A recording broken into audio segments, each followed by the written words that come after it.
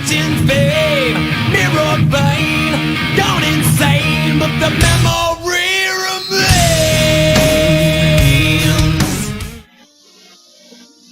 Hello everybody and welcome to part 10 of the letter. 10? To part 11 of the letter. Sorry, already fucking up. Last we left off, the grudge bitch damn near got Ashton and Isabella, and no fucking... I was no help. I damn near fucked it up at the end. It was so close, it was probably like a hat toss of like, whether or not the game was like, I think he hit the deadline, but I think we're gonna give it to him anyway. Yeah, let's be nice to him. Otherwise, he'd probably sit here and scream like a bitch, probably punch his damn computer out, but... yeah.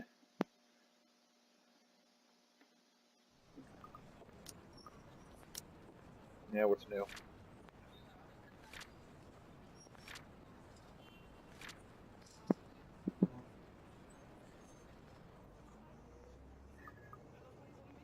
Yeah, pretty much exactly what just ended. Branching tree, where am I?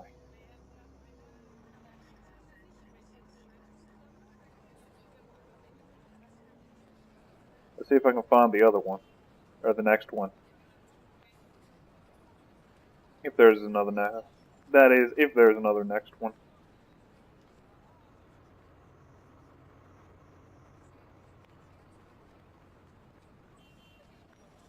Wait, what's this one all the way at the bottom?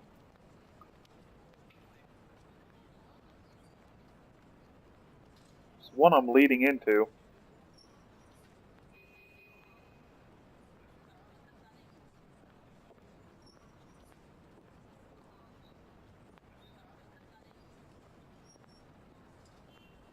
I have no clue what the fuck this is gonna be, but yeah. No quick times either.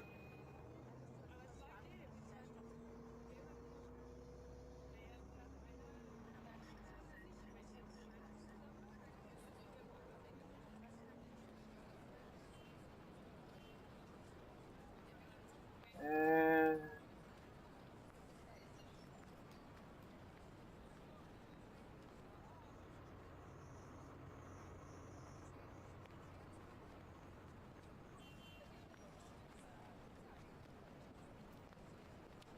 no quick times.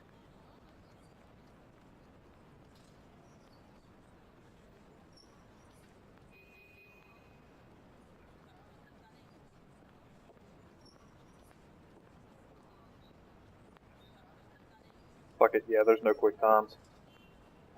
As soon as the lift hits the ground floor, we hightail it out the building. Seb's sound asleep when we pass the station, or his station. However, in the face of what we'd seen, everything I've faced tonight, I really can't care less who will see us on our way out. The sooner we get away from this place, the farther the better. I'm just not sure if if that also means being safe. She almost got us, damn it! That fucking thing almost had us. Yeah, I know. It was quite literally like probably a pixel off from that bar finishing before I hit that last button. So shit, it was only by luck that we managed to get the fucking elevator unstuck. Had the blast thing not worked at the last second, I need some air. Fresh, breathable air that doesn't stink like death and gore all at once. I'm panicking. Christ, losing focus. With another person here, I can't afford that right now. Isabella hasn't said anything. And I know she's more shaken than I am. I can't lose it when another person's dependent on Remember me. your training, Frey. Well, like you said, your fucking manual doesn't handle supernatural shit. Another deep breath, and soon I'm starting the engines and driving us off. After that little incident, somewhere open would be good. Someplace I won't get trapped. I don't see how this is much different because I mean, there's so many places she can just pop out of. Like for example, the fountain. She could probably do some quite, like, literal grudge bitch shit. Just like, pop out the fountain. It's like, hello! My name is Sadako. I'll be eating your ass today. Luxborn Park brings a welcome relief, though only by some. The chill that seeped into my bones is still there, furling and unfurling underneath my skin. If I don't move, if I don't keep myself, or if I don't busy myself with anything, soon my brain's gonna go haywire. It's the last thing I want to happen. There's plenty of things to do.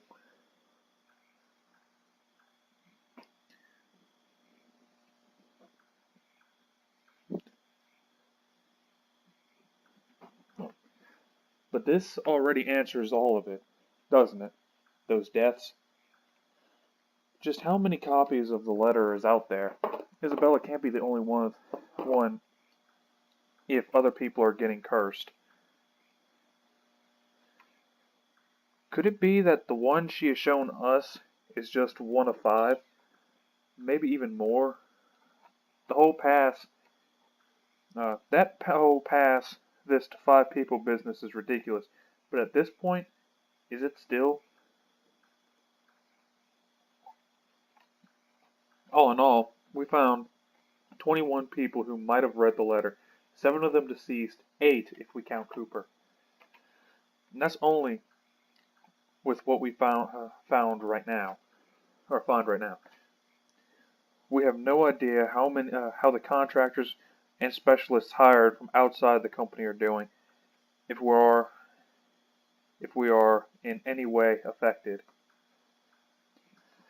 How many more people are suffering? How many are missing? How many are dead? Can I still blame the Wrights for this? If anything, they might be in danger as well. Well, Hannah's fucked, so. I don't think I can wish a curse upon anyone, no matter how big of a douchebag like Luke Wright is. There's also that woman. How do we get out of this mess? How do we get away from her? Shit. Still so many things we need to look into. Yet all my body wants to do is pace, burn out whatever excess energy there is in me. Ashton, I'm getting dizzy. Will you sit down?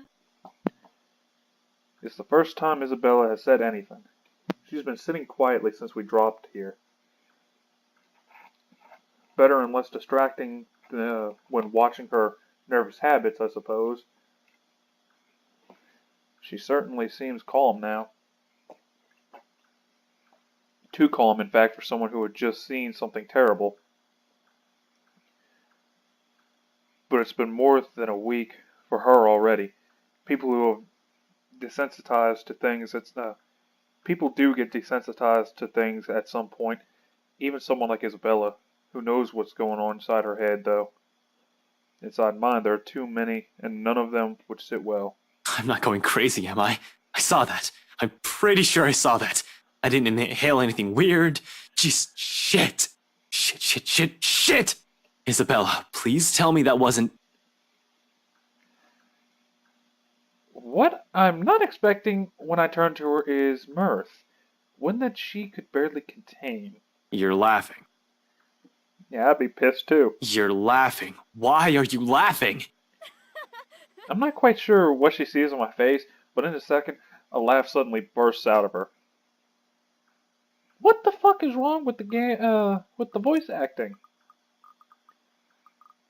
Backlog. I'm so sorry, it's just that you should have seen the look on your face back there. What the heck? Yeah, right, sure. I'm not the one who panicked. You almost ripped my arm off. What? Yeah, but... Isabella, this isn't funny. That woman almost got us. We could have ended up dead. I know! I'm really sorry! But this is just too precious to miss. You really lost your shit for a moment there. Well, what I still can't get over is he forgot his damn gun. Or did he lose it? Either way, it's not very good. In fact, I think it's worse if he did lose it, so... I mean, Why didn't he have his gun? Although now that I think about it, it wouldn't have done anything, but I mean, hey. Put an extra cap in her. What's the worst that could happen? You're trying to get back at me, aren't you? Well, I'm not the one who kept calling someone scaredy cat for years. How does it feel? I'm not scared. Really? Because it doesn't seem that way to me. I'm not, alright? I just don't know what to do right now. Immediately after the moment passes, replaced by another tense silence, laughter dies on her lips and everything sinks in. We're in deep shit, and it's finally caught up to us and hit us like a ton of bricks. Hit me more than anyone. Well, I mean, he did kind of have to unfuck the situation because Isabella froze up, but because she's been warning us of this since day one, and I'm the first person who brushed it off. Despite that, she still reaches out to me, tugs at my sleeve almost desperately. Her hands are trembling, and there's a tremor in her voice when she speaks. Without the cheer, only fear remains. One that she's been burdened with from the We're beginning. still going to do something about it, right? I hope Ashton gets a shotgun. He can go all fucking Leon Kennedy. I've been playing a lot of Resident Evil 2, just fucking blow everything the fuck away. And to clarify, I'm talking about the original from 1998, not the remake. Not just stand around and let that thing get us. Is that what happened last time when we were in the elevator? Because I'm pretty sure... No, I think I'm pretty sure I unfucked that. Unexpectedly, she leans her forehead against my arm, and her grip on my sleeves tightens. There's desperation in there, a I quiet don't want plea. to lose anyone anymore, Ash. I wish I could give her that promise, but with so many unknowns, so many things I don't understand about this, how could I? Why she still trusts that I can do something about that, this baffles me. It all feels wholly undeserved, considering the way I treated her. Oh, come on, I'm barely into the damn episode and I'm already yawning. Yet despite my reluctance, I find myself returning her hold in kind. A grasp, warm and light enough to comfort. Not a promise, but the closest thing to it. October 30th.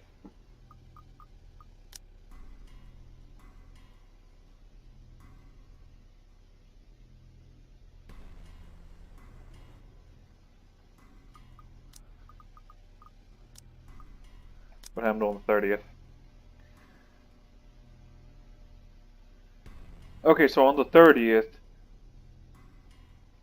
Okay, so Rebecca's got news. Zack went to Ermengarde to try to warn Luke and find them. And in that span of time that he went there, Rebecca got the information that we needed. Okay. Darkness blurs the edge of my vision. Black tendrils twist and coil around my limbs. Soft footfalls echoes from a distance, scurrying, scampering, moving at an odd rhythm with a sharp, piercing notes of laughter.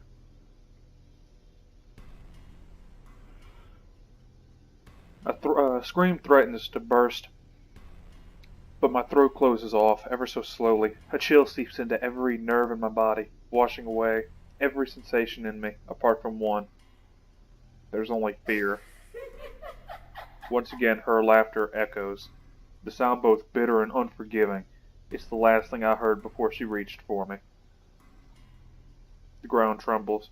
The world slows to a stop. Sounds like a nightmare. Morning breaks in a blurry mess of vivid shapes and colors. Oddly, there's no feeling of terror or confusion gripping me, despite the vague images that has driven me from sleep. Awareness kicks in shortly, though slow and sluggish, as I blink away the last remnants of unconsciousness from my eyes. The early morning light already streams from the open windows when the memory sets in and the room finally comes into focus. Isabella's apartment. What gave it away? Was it all the ramen cup noodles? Pushing myself upright, my eyes wander idly toward her prone form. She's hunched over her coffee table, both her arms behind her head while she continues to rest. Then to the chaos of papers and folders we scattered over it before sleep had claimed us both. We've bunkered down here last night after both our nerves have calmed down. Mine, for the most part, staying together was an unspoken invitation. And anyway, I'm pretty sure neither of us wanted to remain alone when there's that woman. Is she still one in the first place? One that we'd normally call a human? Fuck no. I have never referred to her as anything other than the grudge bitch throughout this whole playthrough. And that's from part 1. And I've been playing this, like, my fucking Steam profile says 24 hours. I've been playing this for a fucking while now. Can I still feel guilt? Does it understand pain? Or can it still feel guilt? Can it understand pain? If it felt guilt, it probably wouldn't be killing everyone, and if it felt pain, it wouldn't be moving. Fuck, I'd rather get charged for breaking and entering than mess with whatever that thing was any day. I would have used the wrong side of a messy gunshot.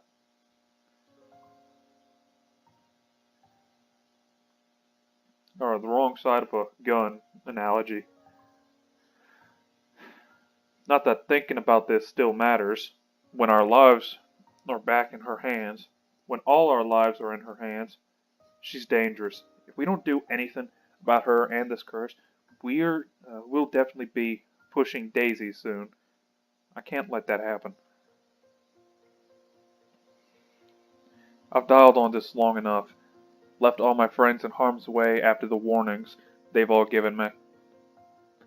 Besides, beneath the terror and the adrenaline that keeps me running, knowing what lies ahead for Isabella makes it hard not to take action.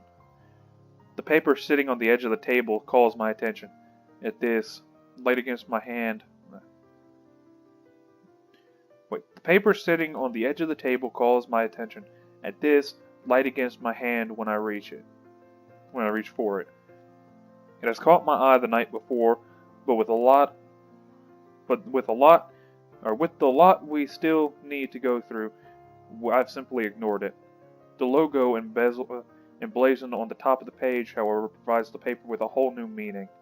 Not for me, but definitely for her. A scholarship grant, huh? I've only ever heard her talk about this once or twice, completing her degree, that is. She rarely goes about it in great detail, preferring to keep it to herself. Perhaps it's the fact that she thinks she's already too old to be chasing after it. It has been 5 years after all, but I've caught enough snippets of conversations between her and Zack to know she's never given up on it. Despite how things have panned out for her father, she's one step closer to this part of her life. As silly as it might sound, coming from a friend, I'd like to give her the chance to have this. Whether that means stepping out of my comfort zone and figuring what the deal with this curse is, I'll do so. If only to see that same smile on her from that time again.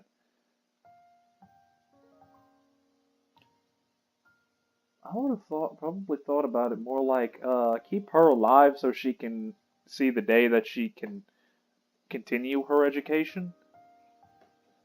Because, I mean, at the moment, shit's not looking too good.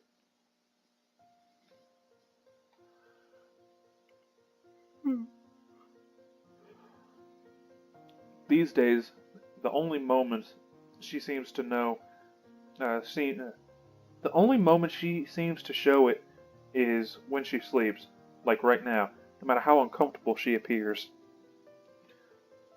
A smile of my own forms despite this when I glance at her sleeping form again. She hasn't moved since, her shoulders rising and falling in a slow, even rhythm. And with her breathing, you won't think she has any If problem. only that were true. Sighing, I place the paper back where I've gotten it, carefully so I don't accidentally wrinkle or damage it in any way, and finally push myself off my makeshift bed. Isabella shifts when I carry her off from the floor and over to her bed, but doesn't wake. Simply tucks herself comfortably under the covers I pull over her. Briefly, though, she mumbles something to herself and draws in another deep Becca, breath. Ashton's being dumb again. She drifts back to a deeper state of sleep after, like it hasn't been interrupted by the slightest movement earlier, but the small smile on her lips remain. When I find myself returning in kind, Who sleeps like a rock now? it's better this way. Better to leave her to her dreams for a moment, which I hope are better than the ones I've had. She'll have time to worry about our problems later when she wakes up. For now, this will be another thing I don't want to take away from her. A moment of respite, no matter how fleeting. She deserves it after everything she'd been put through. What I've put her through. In the meantime, I still have 2 other people I need to check with. Isabella will definitely get in a tizzy if I don't check on them. Cold Luxborn air meets me upon stepping out of the hallway. Not unusual in itself, this is what Luxborn weather is supposed to be. A bit cold, damp for the most part, and more often than not, terribly drab, with an occasional sprinkling of rain every few hours. The sky is still clear, but I'll give it a day or two before the weather takes a turn for the worst. I've complained about the awful rain for years, despite having lived here my entire life. I have to admit, though, seeing it return to the usual feels extremely reassuring. At least something's still normal in the world. When I can no longer think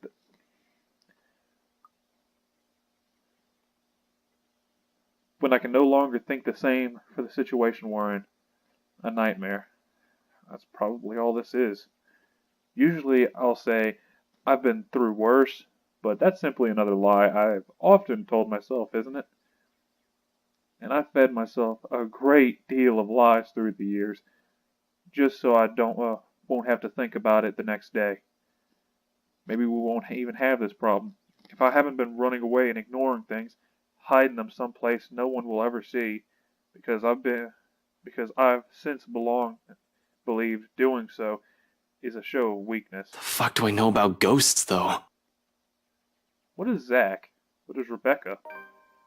Z-Man has shown me photographs, mentioned weird things happening around him these past few days. Bottom line, he likely knows as much as I do.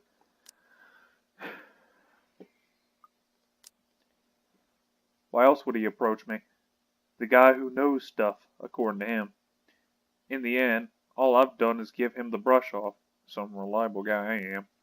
Hell, Rebecca's probably in the same boat, grasping for anything that might provide an answer, a way out of this. What can any of us do when all of us lacks any understanding of what's happening? One thing is clear about this, however. That thing is after us because of the letter.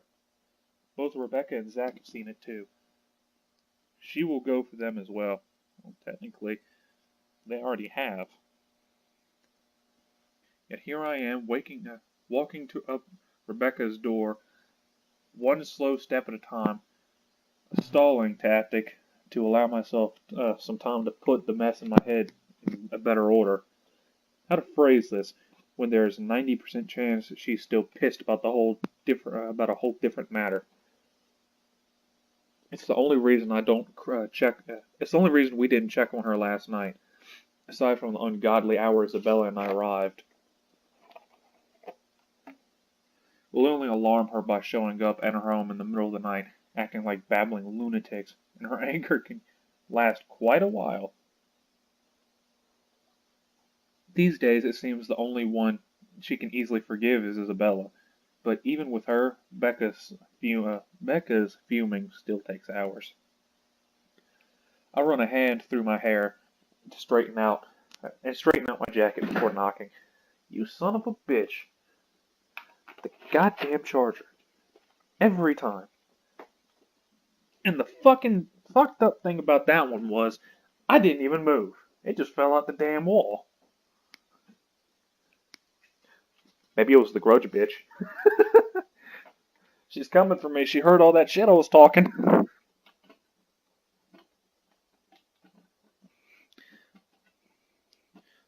Oh, come on.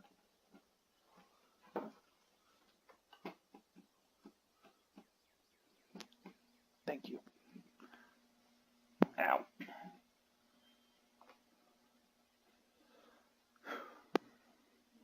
Yeah, the grudge bitch heard all the shit I was talking. She pulled my charger out pulled my computer charger out the wall. She wants to eat my ass. And I don't want it. Let's try this again. I run my hand through my hair and straighten out my jacket before knocking. Once, twice, and 3 times just to make sure she'd heard me, even if she's still asleep. She's usually awake by now, though. Well, we all know that the thing didn't exactly get her, and well, we know where she's at. So. Hey, Becca, it's Ash. Open up. Don't tell me you're still in bed. Seconds tick by. No answer from her. The dread's starting to creep up. I've been trained to handle dire situations, but the feeling has been doing that quite frequently since last night. That's because, you can stop people with guns and knives and shit like that. You are fully capable of doing that. You can't handle a grudge bitch trying to eat someone's ass, or strangle them, or gouge their eyes out to make pretty necklaces like Hannah did to Zach that one time when I gotta stop bringing that up. My mind begins to anticipate the worst, and in the next minute, concern is mixed in with my thoughts as I bang my fist on the door, louder this time. She'll definitely be livid, but I'd rather face her wrath than a dead body. Becca, it's Ash. There's something we need to talk about right away. Open up. I know you're... Your girlfriend left early this morning, pretty boy. So if you could do us a bloody favor and shut up, that'd be real fucking polite. My hand pauses short of landing another heavy knock. From the other unit, Rebecca's other neighbor peeks out through the door, though I see nothing but a bundle of blankets. I'll say they need help from being devoured by their sheets, but it sounds like he's just fine. He's a huge asshole, too, course of action. Some people like him won't ruin your day. Wait. He's a huge asshole, too. Course of action, so people like him won't ruin your day. Act like the nicest person on the planet. I found being just a big-ass asshole as they are to you works just as well. Has done me wonders when I was a rookie patrolling the street. No need to match his temper. Oh, did she say where she was going? I don't know. She said something about meeting someone or something, in case Filipina girl over there asks. Well, what am I, her keeper? You know, some people want to sleep in on a bloody Sunday, so keep it down. Just looking forward to this weekend. Thanks, you damn git. Well, there's no need to be an ass about it. I'll get out of your... I'd have ripped into his sorry ass. He slammed his door shut without warning and not before muttering a string of very colorful words at me. Probably thinks I won't hear him from the 4 walls of his apartment. Jerk. I would have said fucking asshole, but, I mean, that works too. And at the end of it, a sigh. So Rebecca's not here. I must have missed her by an hour or so, but at least she's not alone. She should be safe, in theory. Well, good. Put that into practice. More so, if the person she's meeting with is who I'm thinking, nevertheless, I still can't help but worry. It's an easy thing, counting down increasingly darker lines of thought, or continuing down increasingly darker lines of thought. To act brashly, to find out that she is, and to find out where she is and go straight there, without deliberating on my actions first. There's Zach to boot. Rebecca's not alone, I can't say the same for the big guy. A simple phone call to the both of them should do the trick. It'll ease my nerves at any rate. It's better than rushing over to Zach's place and assuming Rebecca's whereabouts and finding out they're not where I've guessed they should have been. Assuming the worst will come next, which I'd rather avoid this early. Any other reason, I won't bother them. But an emergency begs for urgency. This is one, right? Ash, are you fucking stupid? Of course this is an emergency. This is like a life or death situation. With grudge bitches. Even if it isn't, anxiety from concern dulls judgment. Something I most certainly can't afford to lose at any given time, especially right now. Any means to calm it will do wonders for the muddled mess my mind is already in. Who the hell's Abigail? Oh, wait a minute. He did make a passing remark about an Inspector Abigail. Pulling out my thumb, I thumb through the screen until it ends up on a group with only Zach, Rebecca's, and Isabella's numbers listed. Other people will probably say I keep too few friends when they chance on this. Other people will probably say I keep too few friends when they chance on this.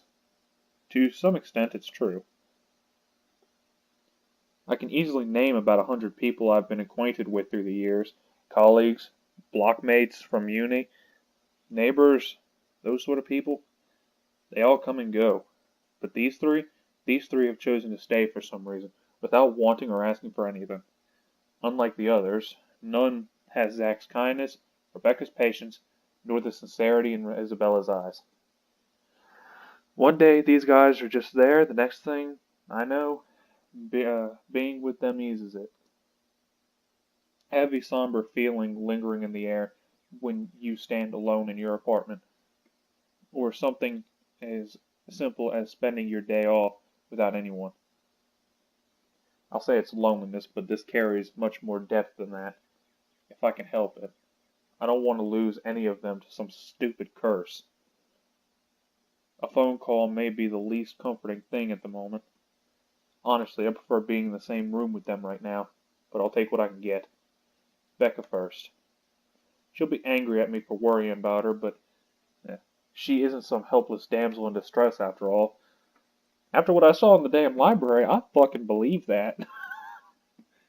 She isn't the shy little girl I knew when we were children. We're already far from the people we were back then, and that's more than enough reason to check in on her. I don't have to imagine her taking anything head on. She'll do it instead of asking for help when she needs it. I don't care if she gets mad at me, if only to know that she's fine. A ring in the silence of the hallway. Its sound alone might as well be sharp enough to pierce through my ears.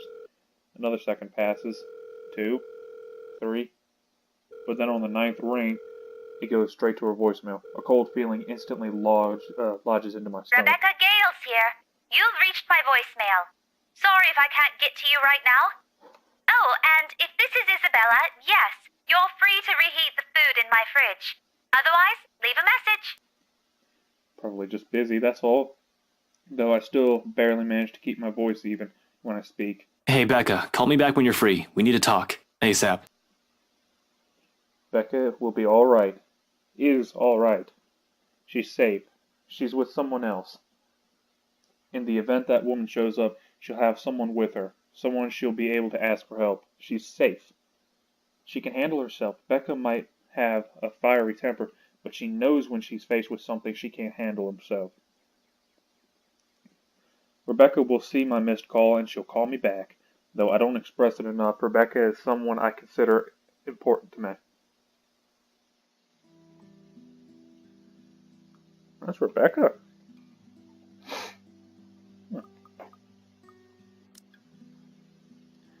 How the fuck did I miss that? I better not miss that one.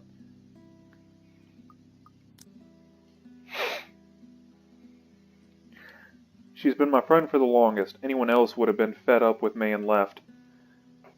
The girls stuck by me, no matter how big of a jerk I've been. There's Zach and Isabella now, too, of course. I'll always be thankful for having them around.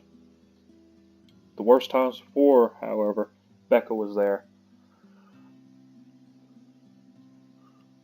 No one believes it when I say it, but I've surely had my awful moments as a bratty kid, and as a horrible teen. Issues. I've too many of them to count and refuse to deal with for a time. At least that's what Andrew likes to tell me. I tend to think of nothing of it. It has mellowed down over the years, thanks to the professor mostly. But at times I do wonder if it still burdens me in the way it did all those years ago. After all, I was terrible, especially around the time of my parents' separation. Looking back at it now, I had no reason to direct all my frustration toward everyone else. While I wasn't a kid who lashed out at anyone, preferring to keep to myself and turning those negative feelings into more productive things, I've grown distant from a lot of people because of it. From my old friends back in my old school and my neighbors I've hung out with before moving. A habit I've likely brought with me into adulthood. I was just so angry with everyone and everything. All I kept thinking about was myself, wondering why me. In retrospect, I was a selfish little bastard who thought the world revolved around me. That I shouldn't have been going through it. I believed my behavior was entitled, and that I had the right. Tough times, had she stuck with me, snapped me out of my little sulk, as she often phrased it, whenever she sees the chance to bring it up. She didn't tolerate my bullshit, she didn't leave me alone either. If anything, the whole thing made her stick around. My concern may have grown a bit overbearing as the years went by, but she's still an old friend nevertheless. I owe her a lot. That won't change. Damn it. Where are you, Becca? Another message left in her voicemail. Then on my third call, I hang up.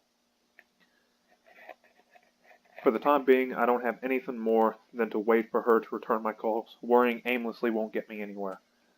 Zach, on the other hand, that guy attracts trouble no matter how much he tries to avoid it. Doesn't help how he hasn't been too hot lately with a lot of people. His mention of plans yesterday didn't sit too well with me either.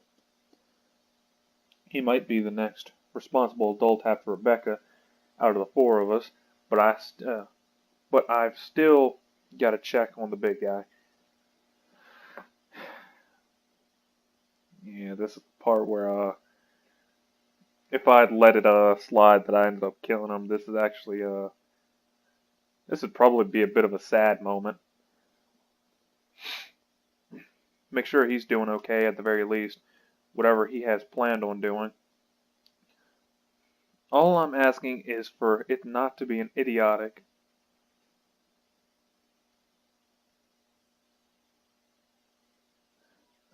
What? All I'm asking is for it not to be. Fuck it. He's a sensible guy, I'm sure. However, desperation clings and pushes people to do things. Rational or irrational, it doesn't matter. Clear thinking flies out the window the moment you're in danger, and I sincerely hope he has not found himself in a tricky situation. He did. Had to use the camera to fend off the grudge, the grudge woman. Yeah.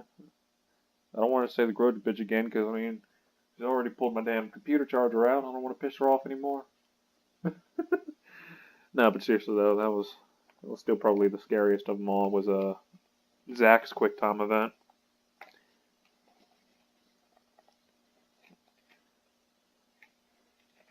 His phone doesn't ring before he answers, or his voicemail. Or at least. Hey, it's Zach. Well, a voicemail anyway. I'll get back to you as soon as I can. So, just leave a message, yeah? And no, Ash, you're not allowed to lockpick your way into my apartment again. Just do what any other decent human being does and call if I'm not around. Thanks. Did he turn it off? Why? I don't want to assume the worst, maybe. Maybe he's forgotten to charge it. Can't be. The guy is a bit of a Boy Scout. Even more than I am a cop. Even more than I am a cop, or as a cop. He's the type who has an extra battery in his, or a power bank in his bag, if he ever needs it. And he always does. He won't say anything or brag about it, but he's got quite a roster of VIP freelance clients. He won't just leave his phone dead in case he's on the field, particularly when people will likely be looking for him. He always leaves his connections open whenever clients or his friends need him. Zach's reliable like that. Why isn't anyone answering? Because things have gone to shit. Just to make sure, actually. That I didn't, like, Okay. I had to make sure. And I still don't know. Well, apparently there might have been a way out of that, depending on how things turned out if I went that way. But, I mean, potato, potato. Actually, no. Ending 2, variant B. Ending 2, variant A. Yeah. No, he's alive.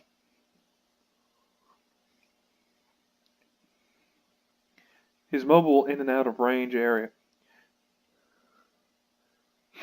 His mobile in and out of range area sounds more plausible, though, although the thought of it doesn't completely shake off the unease. Unlike Rebecca and I, he took his time to listen to what Isabella said. And even if I didn't believe it, he was definitely the first one to offer offer help or try to do something. If he ends up in goddamn English, motherfucker. If he ends up in trouble doing whatever it is, so help me, I'm gonna. Well, I can't be rash.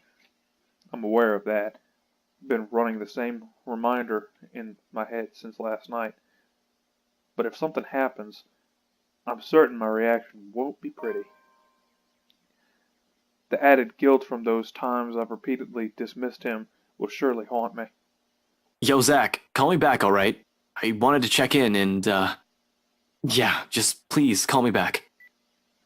It's usually a joke between us when I say It's usually a joke between us when I say he's the Watson to my Sherlock. I don't see him as some assistant to put him aside until he's needed, like some people like to believe, though. He's not some pity friend I kept around to make myself look good.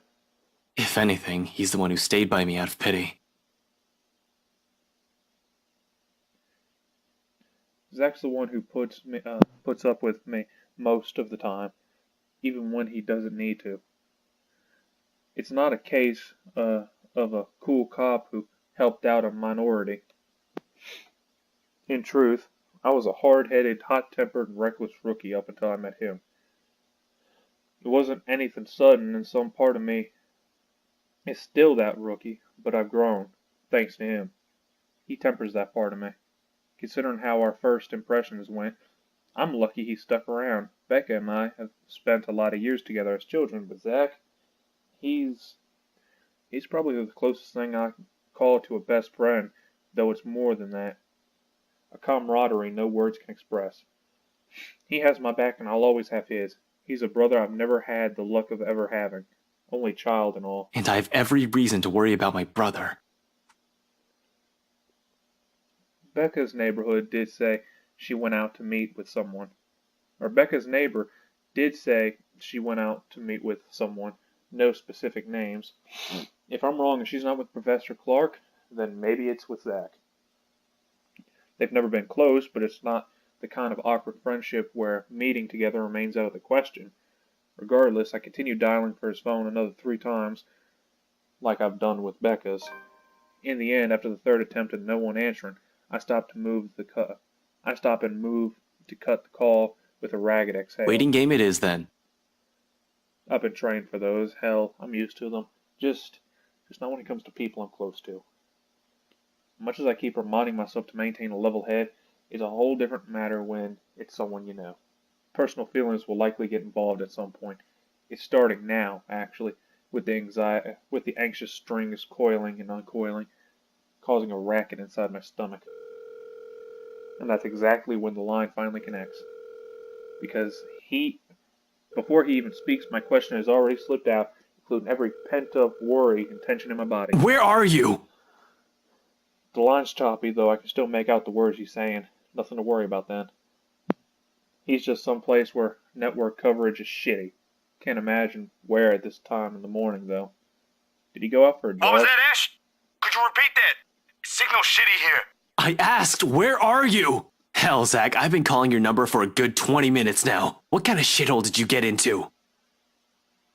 I've meant that to sound as friendly as possible, to keep things light, but instead only the frustration shows in my Good tone. morning to you, too.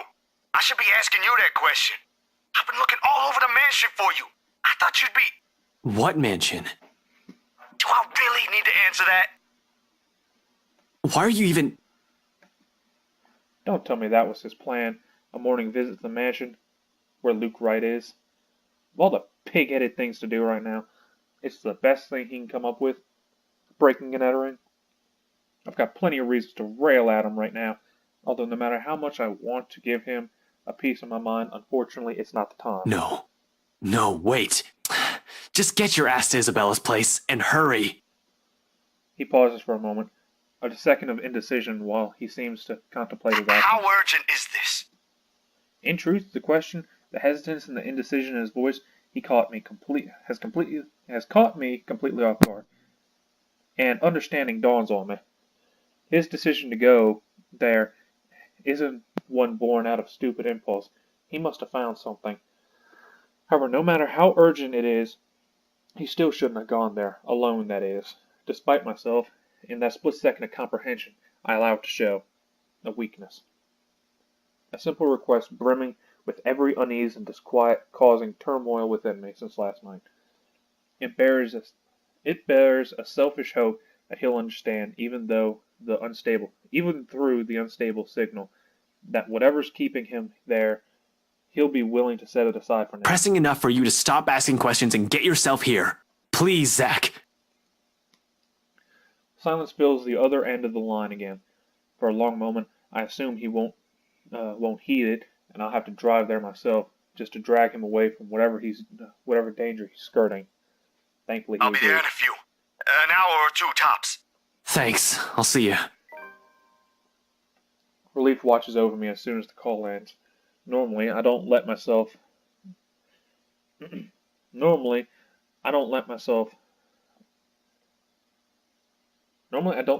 moment of respite in times like this. Gotta stay alert. Becca's still out there. Has yet to return any of my calls or messages. But for the moment, I relish in it. This is probably the first time I've permitted myself to do so since last night. Even the muscles in my shoulders have been complaining from all the tension I've taken on. It still annoys me that all I can do right now is grit my teeth and trudge back to Isabella's apartment. Unless that's what I am in the face of this.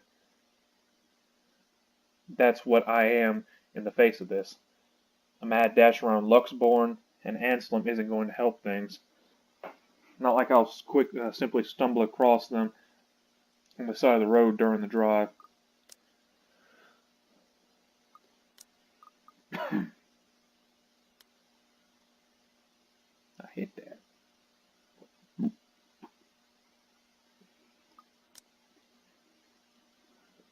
The city's too big of a place for one person to go searching for only 2 people.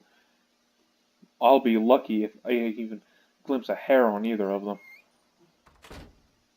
With one last hopeful glance toward the open skies, I slip back into Isabella's apartment and close the door behind me. I might have already grown used to this, but the waiting will always be the hardest part. More so when it's the people you care about. You're up early. I thought you left. Fuck no, I didn't leave. I'd have to be suicidal to do that. This is not the first time I've seen Isabella like this. Standing casually in her kitchenette, a ladle in her hand, keeping an eye on whatever's stewing on the stove while humming a soft tune under her breath. Had to get the fan going. It's hotter than hell in here. 5 years ago, it had become a common sight after the three of them, including Zach and Rebecca, found a mutual interest in cooking. After that, whatever our schedule allows, one of them will invite everyone to dinner or lunch instead of eating out.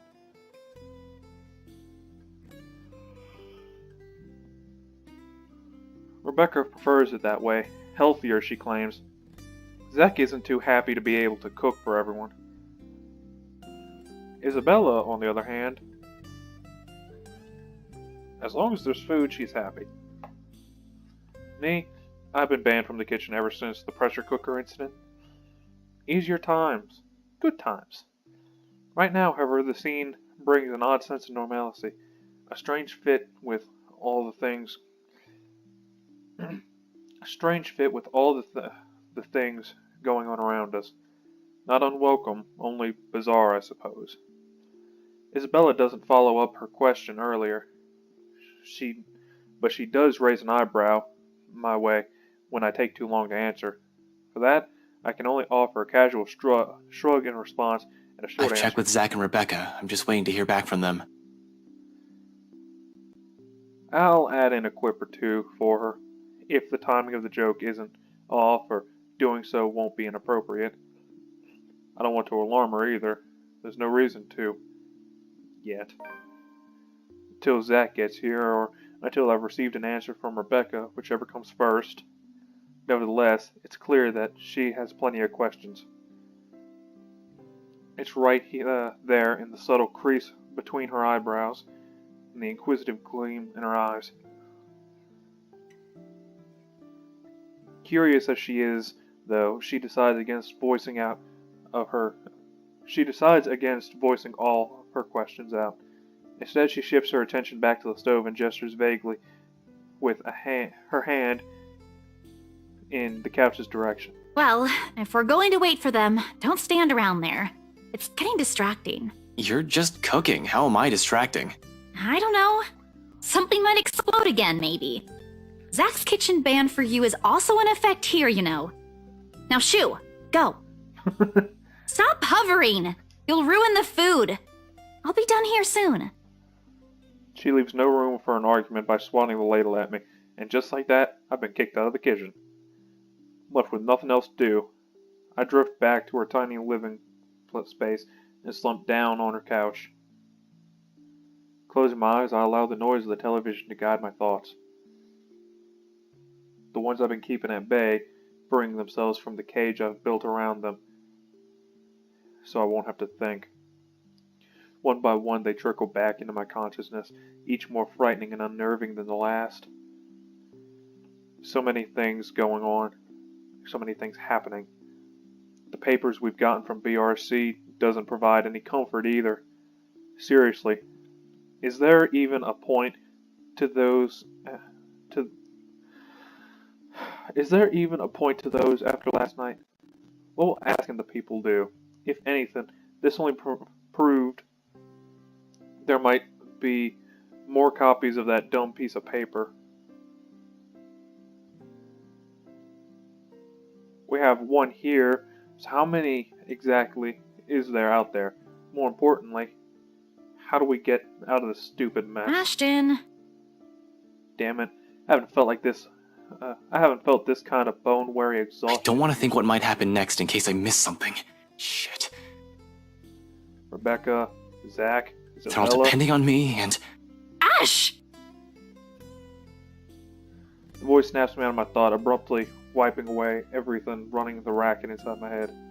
Suddenly Isabella's there, crouched in front of me when I crack an eye open. I haven't even noticed the exact moment when I bent over and buried my head in her fingers. I haven't even noticed the exact moment when I bent over and buried my head in my hands. There we go. Figures why she's staring at me like I fainted or something.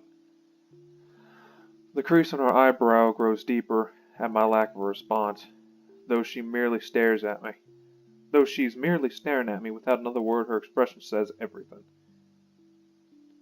So much for trying not to alarm her with bad sorry, news. I just spaced out for a moment. Don't mind me.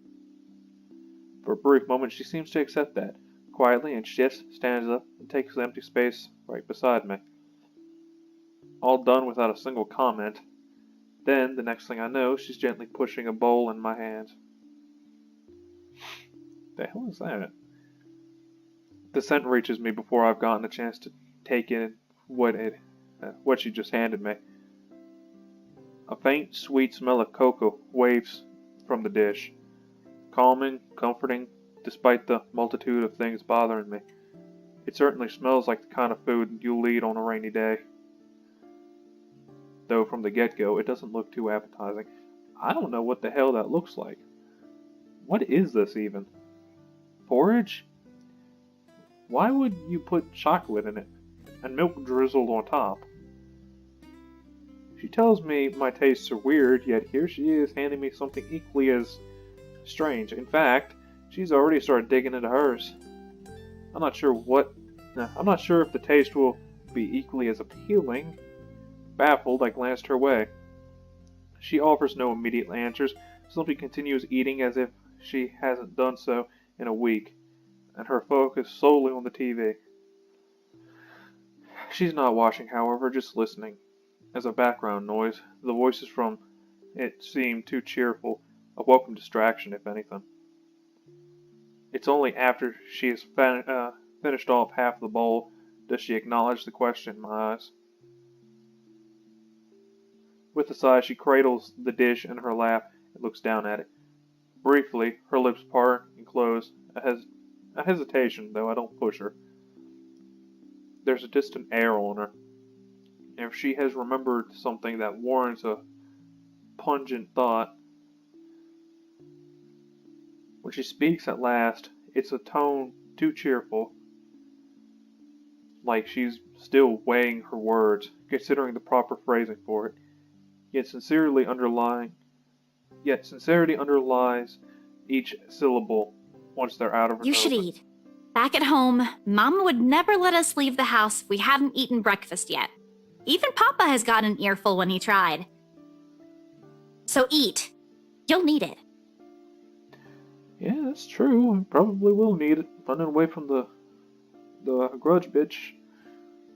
I'm gonna stop with the grudge bitch. This is like an hour into this, and I've probably done said grudge bitch like 100 times. She returned to her food afterwards, while I can only stare at the one she has proffered. Wait, preferred. The hell am I thinking? Well, I can only stare at the one she had. No, it's not preferred. Proffered. Fuck it. Warm against my hands, tempting me to take a bite. Not that I don't appreciate this, but what good will this do? Zach and Rebecca is both out there. Who knows when the ghost will show up again? Even in our dreams, we're not safe. But that's it, isn't it? We don't know when, and at present, we have a chance in respite. Maybe the only one we'll have. Even if it's as mundane as sharing food between us, quietly, just seated side by side like this, without exchanging any words. The intent hangs unspoken in the air, something that probably goes as far back as the second she offered food. Still, in the end, Isabella never pushes it. Rather, she lets her own silence convey her hope. Whether I'll allow myself that break, she leaves it up to me. Wrong one. I'm gonna eat the damn thing. Thank you.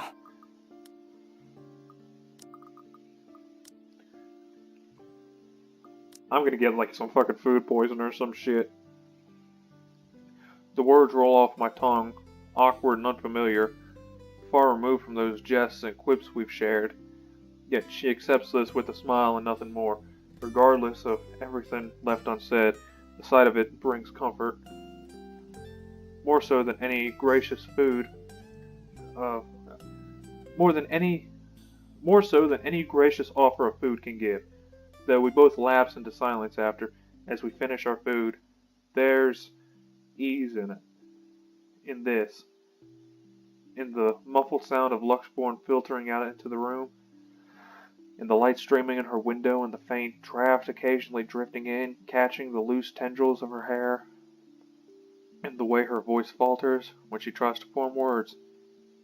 And despite the horror looming over us, I find myself wishing for a moment to slow, for the seconds to last.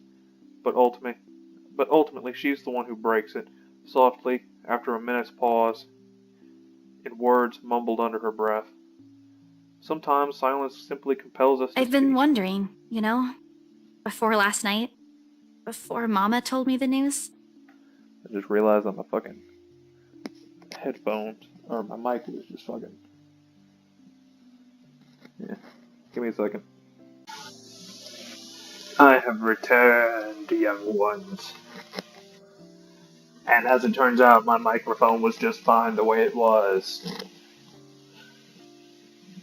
So, basically, yeah, just put that back where it was. Yeah, with just a little. And What if Papa passes away, despite everything? That sort of thing. I know it's not good to think about, but I also knew it was getting worse. Mama won't say anything, but I've always known that one day, he'll eventually. she releases a sigh as her grip on the bowl she still holds tightens. There are no tears, but she might as well have them with how weak her voice falls. Are there even any left? I don't know what I'm going to do. Before, I can easily say it's because of Papa. Now, I don't have anything. You have that scholarship from Lux U. Were you going through my personal papers while I was sleeping last night? It was an accident. I don't really have to. You left it sitting in the open, right there on the table. Like there's still anything to hide, she snatches it away from where I've placed it back earlier. Except there's no anger or annoyance on her face when she looks at it and reads out loud every line with a pensive expression. After a short while, she folds it neatly along the creases and sets it I don't back. even know if this will work out. Well, if it doesn't, what about that exhibit you've been planning with Zach? Do I even have to ask where you got that? Zach sucks at lying. You have no idea how easy he is to read. It was all in his face when I asked about it. And anyway, if that doesn't pan out too. I trail off, hesitating, measuring the weight of my next words, genuine as they are. A part of me believes they're a burden, too heavy to impose upon her. Because no matter how much I want her to stay, we are not what ties her here. It'll be selfish to ask that of her. More than anything, her family will always come first. I say it, nevertheless, if only to let her know. That no matter what her choice will be, There will always be people here whose lives her mere presence has changed. Mine most of all. You have us. The words startle her with a pause, or to a pause, and slowly she turns to me, her eyes wide, disbelief all over her face.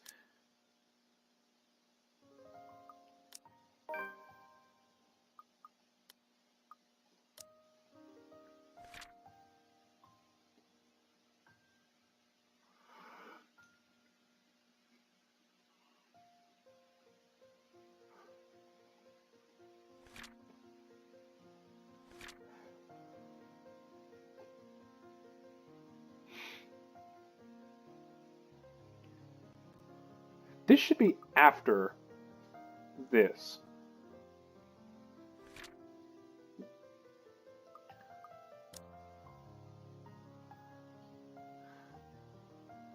But before regret forces an apology up my throat, her expression dissolves into something I can't quite place. Something distinctly softer, more tender, familiar, almost in the same manner she glanced at me years ago, that day at the bridge. However, I don't get a chance to figure out what it all means for her.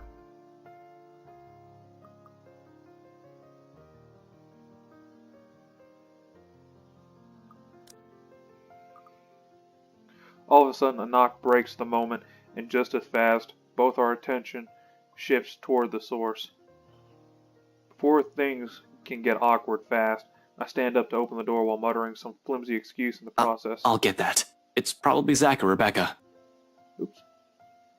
Really, I know we're in a pinch, but her timing can't be any worse, or their timing can't be any worse. Oh, damn it. Actually, no, not damn it, because them knocking on the door, this alternative would have been they're both dead. So, no, not goddamn it. Unrelated frustrations aside, once I fling the door open, a whole chunk of stone that has been stuck in the pit of my stomach simultaneously unseats itself. There, in the hallway, stands Zach, a hand raised, ready for another knock. Though he's not at his most presentable at the moment, ruffled and drenched in sweat as he is, relief quickly washes over me like a tide. He's still panting when he pushes me aside and heads in. The second his feet crosses the threshold, he scans the place, eyeing what little he can see of the room from the doorway. When he finds none of whatever he's looking for, he turns to me with a questioning look, one that has a hint of panic. You said it was urgent. Did anything happen? Is it Becca? Bella? Everyone's fine. Well, Becca's not here. She went somewhere this morning and hasn't answered any of my calls yet. But Isabella's... I'm here, Zach. Morning. His weight shifts at the same time. The stiff line in his shoulder eases. Once Isabella walks up to us and welcomes him with a smile, he relaxes then, returns her greeting in kind as soon as he lets out a breath he has been holding, and the tension's finally off his body. So, nothing's wrong? Why'd you call me here for then? My explanation can wait. He has a lot of explaining to do. In fact, the fact that he went to Anselm alone for some godforsaken reason warrants a proper one. Ghosts or not, he's already been given a warning. It frustrates me to no end and this might be the plan he mentioned last time we spoke. I get that he's worried about Hannah Wright. Somehow they've become friends. But that's not the issue here. Not when there's a murderous ghost who might go after one of us at any given time. Sure, Zach made it here in one piece. By some dumb luck, he's alright, and this takes one off the list of people I need to worry about. Frankly, I'm annoyed as annoyed as I am, I can't just stay angry at him when I look at the situation that way. Hell, if that call didn't connect at the exact minute, there might have been a chance he won't be standing here. This is a blessing in itself. Though, first things first, some things need to be discussed.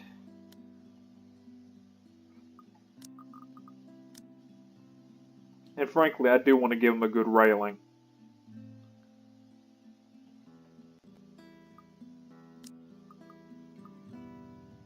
Fuck it. No, that's...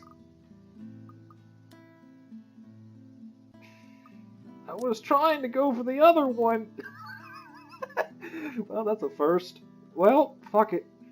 Specifically, the elephant in the room. And it's a damn big elephant considering the possible outcomes Zach's cute little plan might have resulted in. Well, I mean, hopefully this doesn't have a significant, you know... Hopefully this won't have a significant impact on the story.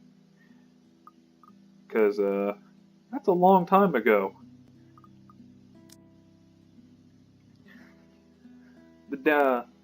It's a damn big elephant, considering the possible outcomes Zach's cute little plan could have resulted in.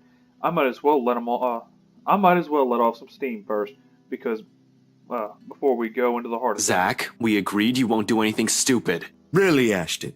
That's what you're gonna greet me with? No, what's up, Z-Man? I just biked through almost half of this city to get here. I could use some friendly greetings right now. An explanation would be good too if you can. You weren't very clear over the phone. And I made no such promises. You said you're not going to do anything reckless. Your words, not mine. What you did is the exact opposite. And that's not the only problem here. Those people can easily sue you for breaking and entering. And believe me, I won't be able to do anything if they do. Did that cross your mind? The whole 46-acre lot is a private property. Why were you even there? I know, Ash. But the people in there might be in danger. You've seen how Hana's photos turned out. Well, at least I hit the, Besides, I was looking for you.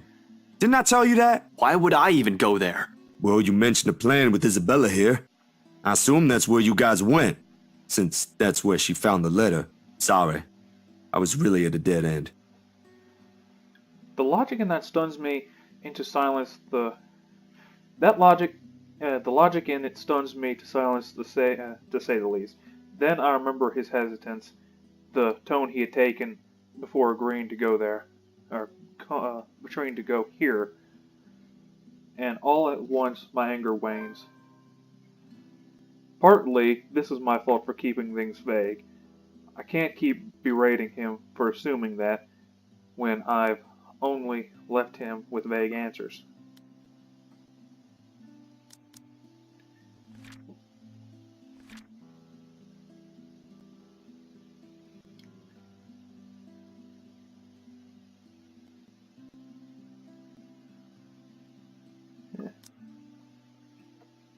Still... You could have called me. I did. I didn't receive any and my phone was with me. You're kidding, right? I was at it the whole night. The whole atmosphere in the room changes in 2 heartbeats.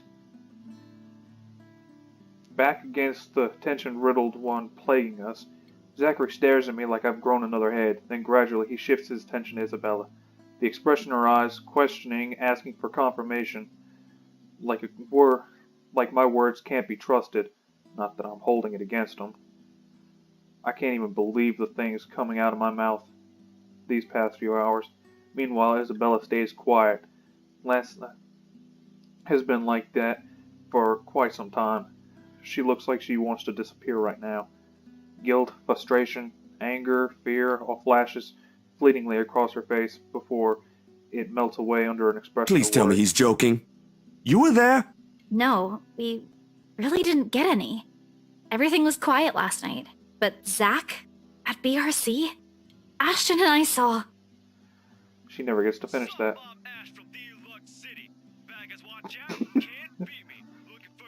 Abruptly, my phone rings again, blaring its badly sang ringtone throughout the whole room. Both of them paused, waiting when I pulled up to check the It's caller Becca. ID every time this song. That gets me every time this fucking song. I'll tell her to get here as soon as she can. Excuse me. Without another word, I slip out of the room and answer the call. However, the tone she assumes isn't what I'm hoping to hear. ragged and a bit out of breath. There's a tinge of urgency in it. Listening to her from my side of the line makes it seem like she just ran a marathon prior to the call. She probably just fended off the grudge bitch. Becca, where? I got your message. What happened? Nothing. Yet. Where are you? Downtown. I had to make a quick visit to the library. Listen, Ash, about that thing Isabella has been talking about. There's something you guys need to... Please tell me you didn't... Whatever. Save it for later. I'm at Salemwell. If you can get here as soon as possible, that'd be really great. This is... related to that. You're there? Is Isabella with you? Yeah, Zach too. With a quick press of the button, I switched to the loudspeakers and stepped back into Isabella's apartment. I hold out the phone toward the two, giving it 2 shakes, urging them to speak. Both are still carrying worried looks on their face. This should ease them. Rebecca's asking for you two. Becca? Is she okay? Hey, Becca! Hello, Rebecca. Odd morning we having, eh? Hey, you two. What's happening over there? Is this something I should be worried about? Very much so, yes. We'll tell you once you get here. Please, hurry. I don't like the sound of that, Ash. But I'm on my way. Give me a few minutes. I'm driving. She mumbles a goodbye, then hangs up. Becca's the last person I need to account for. Yet that call left an even more strained tension in the room. Thankfully, we don't have to linger on it too long. She only takes a matter of minutes to get here, and the second she steps in the room, Isabella clings to her. I'm so glad you're okay. Ashton checked on you this morning, but... Safe and sound. That's probably because I got everyone here.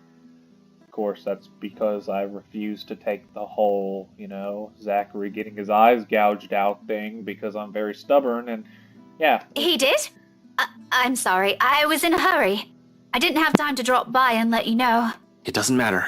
What's important is you're here. Not burnt to a crisp or brutally murdered somewhere.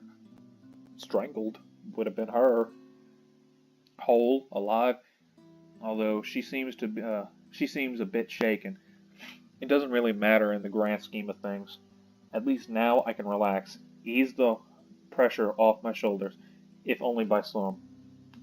But the minute Isabella pulls away from her, she winces, a small reaction. The younger woman doesn't even catch it. It sets a precedence for a careful observation, nonetheless. A closer look at her reveals a much more disheveled than usual. Here's a bit of a mess, probably flattened in a hurry.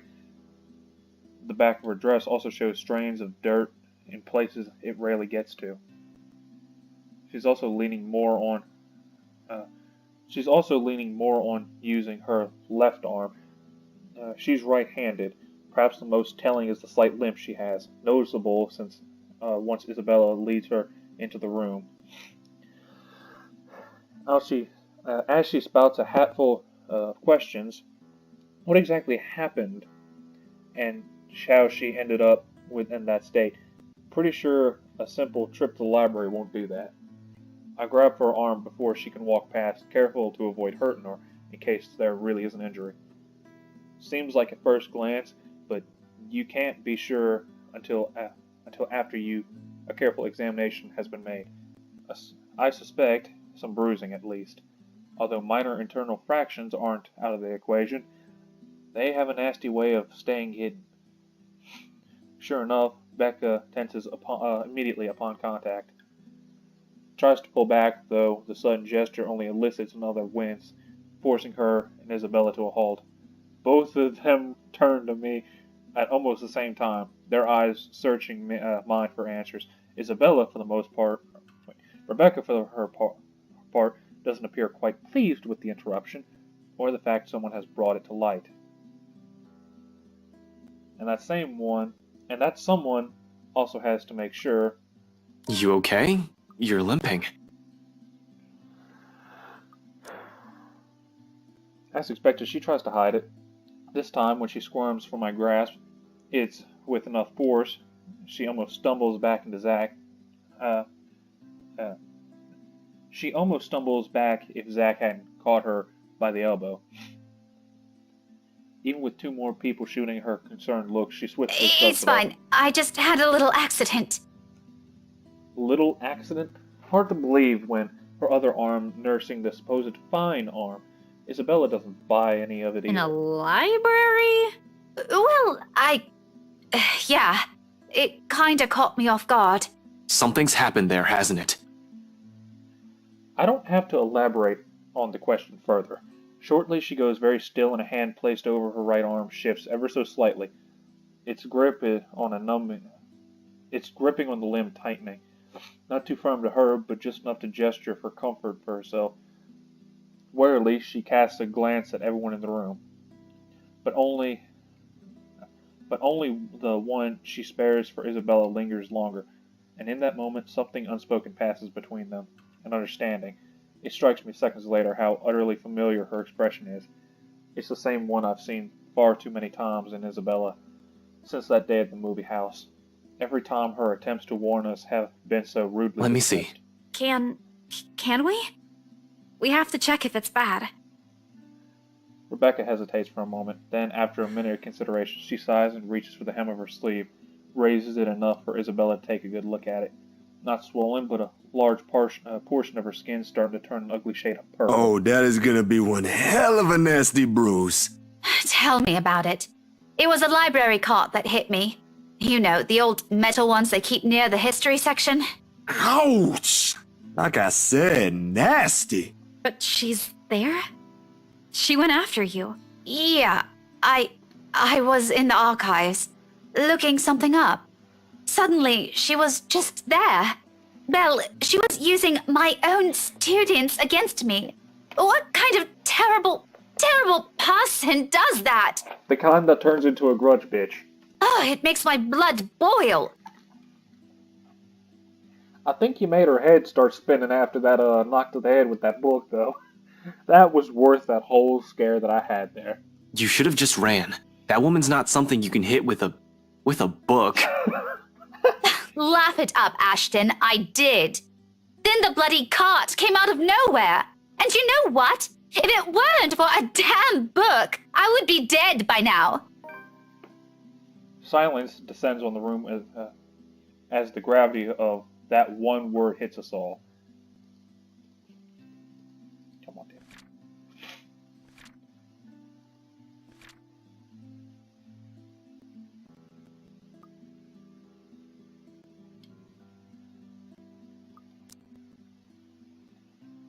Dead.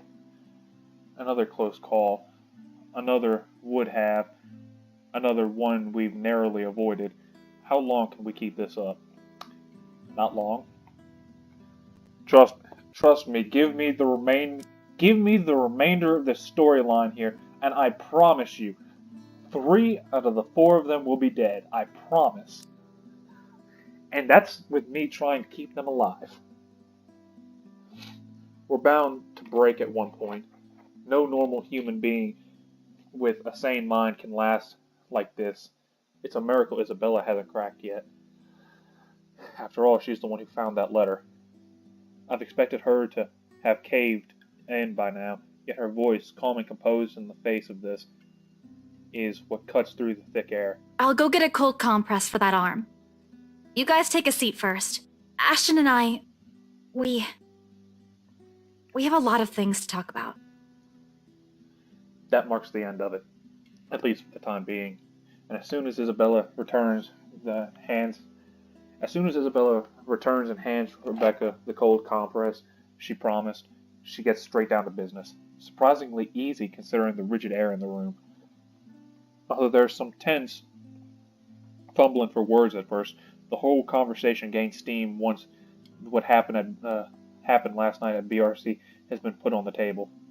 All at once, everything we've brushed off, carelessly ignored, and rudely dismissed have been laid out for close scrutiny. Zach's encounter with the woman in his dreams, Rebecca's close brush with death every time she appears, the dread, the fear, the terror she brings out, even in the bravest of us. Everything. Because no matter how bleak this all seems, there must be some way out of this. There has to be logic. Logic be damned. Or at least, that's what Isabella and I would like to believe. Yet even as the cold morning light shifts to the warm hues of the late afternoon and eventually night, none of this still makes a fucking damn. None of this still makes any fucking damn sense. I'm sorry, I'm gonna have to edit this. And eventually night. None of this still makes any fucking damn sense. Darkness has fallen, and we're still no nearer figuring things out. If anything, we're more at a loss than we've ever been before we even started this. The next thing I know, frustration rears its ugly head as the sheets of paper I've been holding smacks the table harder than I intended. The sound of it echoes loudly in the small room, and everyone simply falls silent. Along with it is a release of another long-held breath. Perhaps the 100th since this We aren't morning. getting anywhere at this rate. Don't just drop it. There must be something in this we aren't seeing yet. It's an odd thing to hear from her, the very words I've been telling myself every single time I find myself facing a dead end. We can use a little optimism.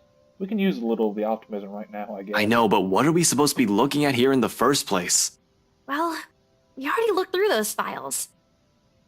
You're the one that picked it out last night, right? All of them? I'm pretty sure every person we've checked in there isn't necessarily involved. One client possibly died of old age. Remember, you found that dumb paper. Not so dumb if it can kill all of us. Very funny, Z-Man. Anyway, like I said, you discovered that paper right before the open house. No one else was allowed inside during that time. It's too broad of a scope if we include every single person. In fact, the only notable ones are C and Jean Marie. But if we're going to include them in the count, shouldn't there have been more than enough people to end this fucking curse already? How does this thing even work? Yeah, okay. They went in and out of this place. But no, you still don't get it. What I'm trying to say about those clients is... Shouldn't we look into the mansion too? That's where the letter came from. That's where she came from. Real quickly. Let me, Goddamn, I keep hitting. There's the letter. I don't remember that being there.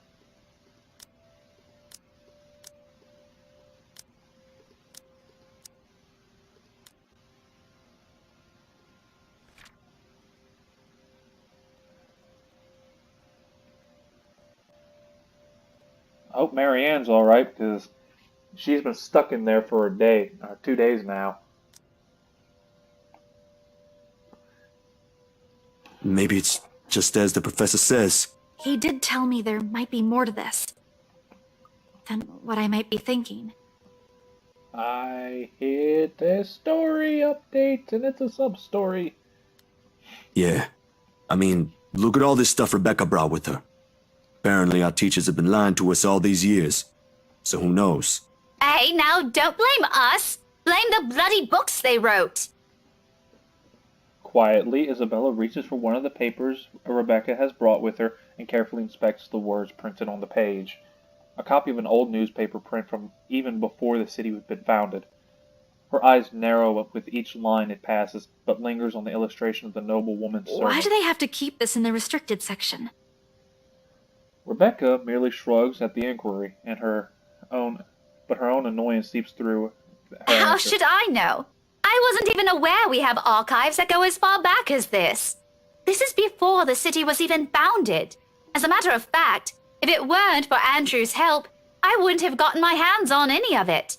Maybe they didn't think it would be important to talk about it. After all, this is more Anselm's than ours. That or some old bugger's hiding something. I'd go with that. Why else would these tell a completely different story? Revising what's written here seems a useless endeavor on its own when you have nothing to gain from it.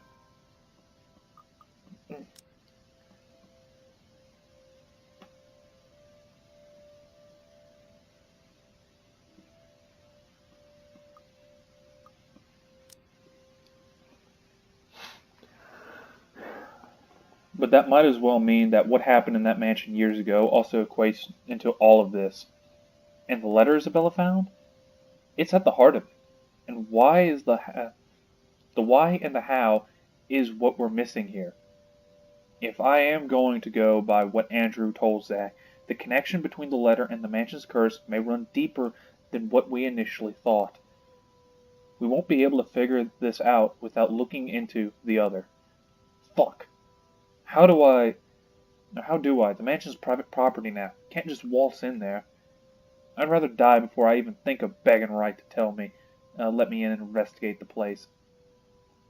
One thing's very clear. After these last 2 days, however, we're not safe anywhere, and I have to act fast if I'm going to keep my own friends alive. We can't keep running away. Sooner or later, she'll get us. Before that happens, I have to put an end to this. Sighing, I stand up and stretch out the kinks in my bag after several hours of sitting. We've been at this for far too long. A break is needed. Time to let everything sink in, or else we'll all burn out. I know I will, and it's another thing I cannot let happen when they're all counting on me like this. Albeit unspoken, it's in their eyes as they look at me, waiting. We've been at this since morning. We should take a break for a few. The funny thing is, I was actually about to move to adjust myself whenever that shit happened. And that scared the fuck out of me. Alright, let me check the branching paths.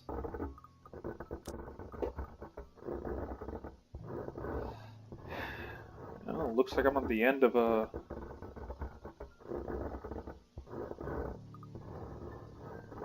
What the fuck?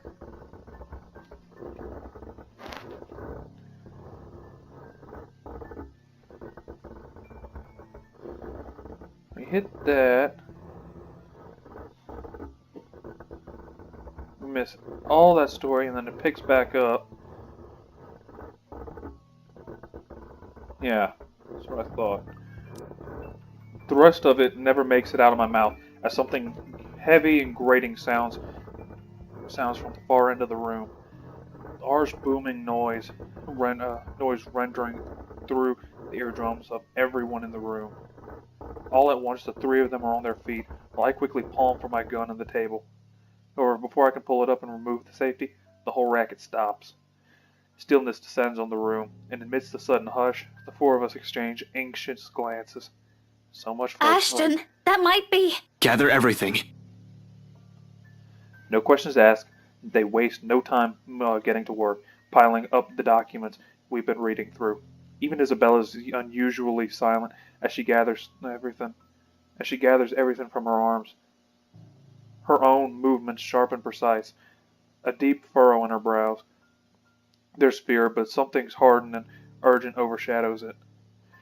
The moment doesn't last. Before we can even finish, another noise comes up and the tension's already gripping the place. Suddenly, the lights go out and the wardrobe at the end of the room rattles as if something inside begs for freedom. Cautiously, eyes glued on it, I take a step forward and I release the lock from my gun.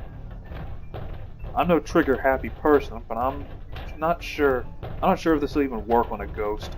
But right now, it's smooth surface against my palm, with the trigger on my finger. It should be with my finger on the trigger. Provides the closest thing I have to relief as I approach. Ashton, what are you doing? I don't think that's a good idea. We should just... Worried as they all are, they immediately stop at the slight raise of my hand. But the edge is there when they all huddle in the space between the door and the room. In case this goes south, whatever I find inside, they might have enough time to run and have enough time and space to run from their position. In 2 deep breaths, I've crossed the room and stood in front of the closet. Whatever's inside has yet to stop thrashing. Instead, it has now moved to banging at the door, louder and louder, the longer I dally. Another shallow breath. I glance at my companions, a nod, and something creaks. Then in the next moment, I'm gripping at the handles and swinging the doors open. Wide to reveal... nothing! Right away, I part the clothes hanging on it, and still none. No ghost, no woman, not a single trace of whoever's inside. Confused, I glanced back at my companions only to see them mirroring the same expression on my face. The noise had finally stopped, but I'm quite sure it wasn't my imagination. She's fucking with you all. Or maybe it is, and I'm just too strung up in my head and now starting to make so. Whatever the case is, we need to get out of here as soon as possible. This only confirms that we aren't safe anywhere.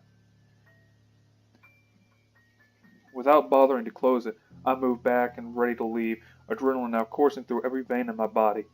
In the next seconds, I'm barking We orders. should go. Everyone, we need to. I'm sent sprawling on my back as something cold catches my ankles and yank. Under the bed. The resulting fall knocks the wind out of me. Pain racks my whole spine as the back of my head. The pain racks my whole spine and the back of my head as it collides against the floor, with force enough to dislodge my own brain from my skull.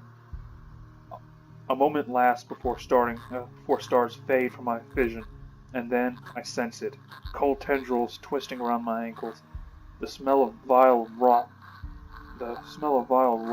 assaulting my nose, nauseating and sickening. A foul smell draining every feeling in my body.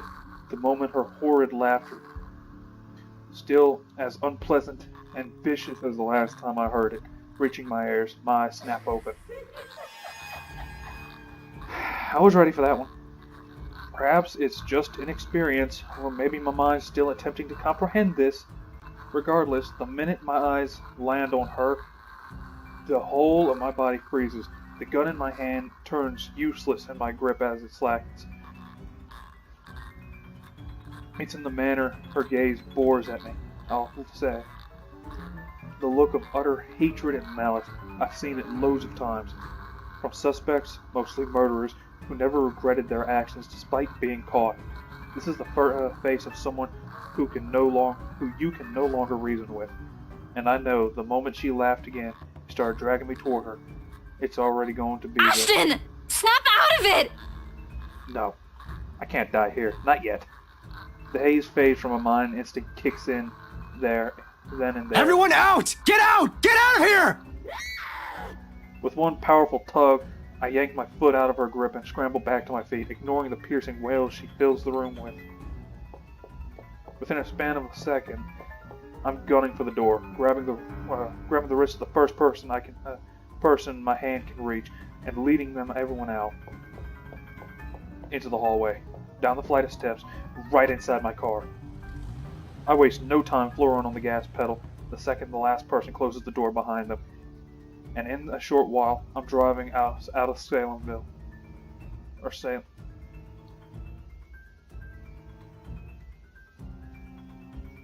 Salem, well, I don't even entertain the thought of winding down just yet, even as the last of the woman's painful cries fade into the night.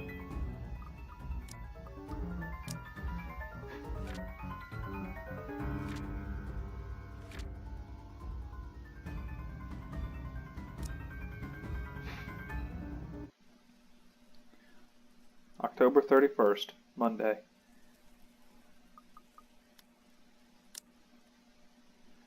So we never made it to the 31st, and this would have been the day Zach died.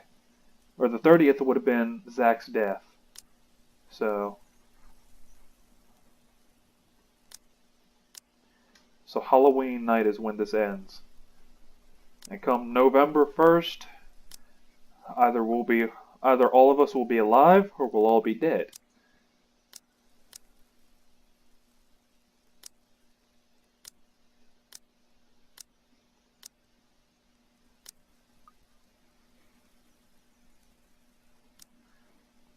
A dreary downpour starts off the Monday. Although it doesn't last for more than an hour, the dark clouds lift just after the sun peaks over the horizon. Brief as it is, the rain has significantly dampened the park's usual cheerful vibe. Mornings like this often mark the start of another bad week.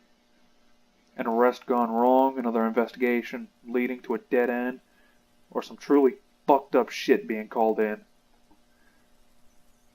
Like that one time I was dispatched to a scene of a guy's gouging out his own eyes. Like the one time I was dispatched to a scene where a guy gouged his own eyeballs out and almost ate it. That sounds disturbingly enough like how Zack dies. So, yeah. I can go ahead and assume properly that,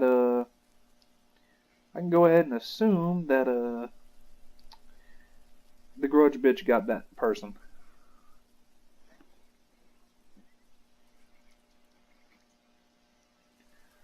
Was a few chews away from swallowing it, in fact. Lost my dinner that day. Fun times. And you're smiling about that? Of course, I don't doubt anything can top getting cursed by a damn chain letter of all things. This is the sort of stupid things people pass along as a prank through emails or text messages, for fuck's sake. The ghost chasing after you just puts the icing on the cake.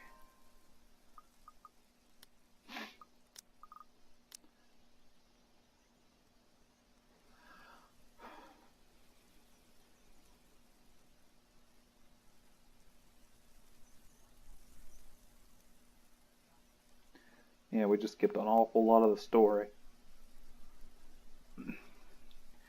Well, actually not, because I just realized.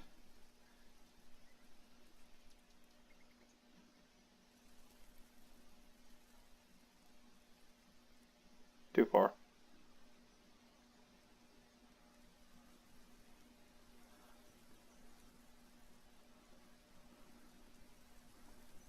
Yeah, fuck it, whatever. So far, all we've done is run, snoop about, read stuff, and run again. It frustrates me to no end how we're still no closer to an answer. Even my car reflects my state of mind, as in, photocopies of documents litter every available surface, scattered all over the place, spilling from the passenger side and into the back seat, making an entire mess of what little space there is. Not that I'm any better. My last shower was 24 hours ago. I haven't slept at all, and my last meal was that chocolate porridge thing Isabella offered. Yeah, good thing I chose to eat that, Ash. And you didn't want it. The way I am now, I'll definitely get a good scolding. Damn it.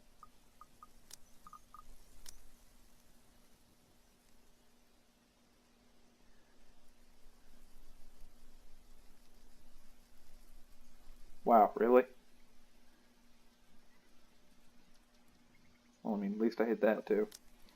Rebecca will definitely give me an earful and tell me to take better care of myself. Say that I'm killing myself on the job.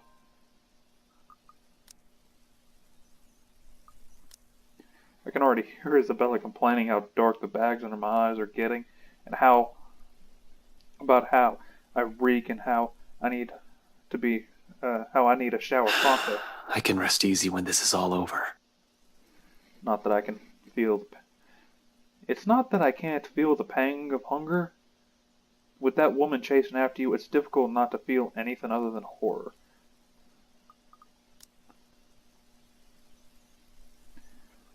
Please give me this last sub-event. The rush of adrenaline coursing through my veins in my desperation to survive. In fact, I can still sense the ghost of her touch from last night. Her bony digits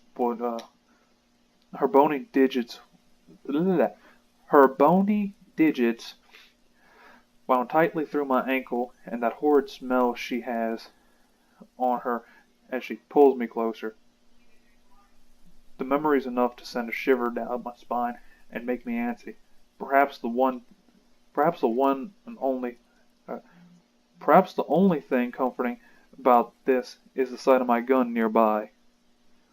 I hope it's not out for everyone to see, because that's actually a very bad idea. Just letting you know.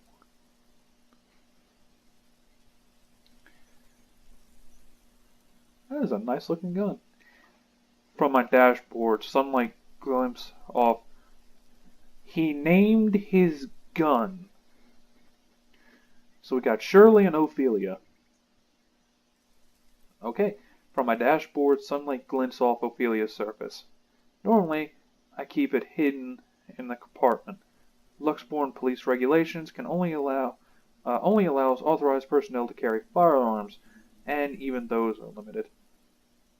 I do have that authorization, but I have never really saw the need to use it when the standard issue tasers are more than good enough to incapacitate anyone. If not, I can always throw them on their backs. Those judo skill lessons Dad forced me to get as a kid has its uses too. What he fails to understand, though, is that a gun is pretty fucking effective. I mean, they call it lethal force because it has the capacity to kill, but the goal when you're shooting someone is not to kill, it's to incapacitate. Unless you're like me and I have a shotgun, and if I'm going to shoot someone, I'm blowing their heart out their ass. But that's neither here nor there. Besides, with a shotgun, it's kind of hard to, wound someone without killing them, so. Which, by the way, I hope to God I never have to do, but potato, potato. On a ghost, though, all of those will probably yield the same result. They're all useless. I might as well use a stick. However, it's the feeling of ease I'm after, or a little of it I can gather from it. The awareness that I, at least, have something to protect myself with in case things go wrong. That I can still protect the people who are still dependent on me despite the missteps I've taken.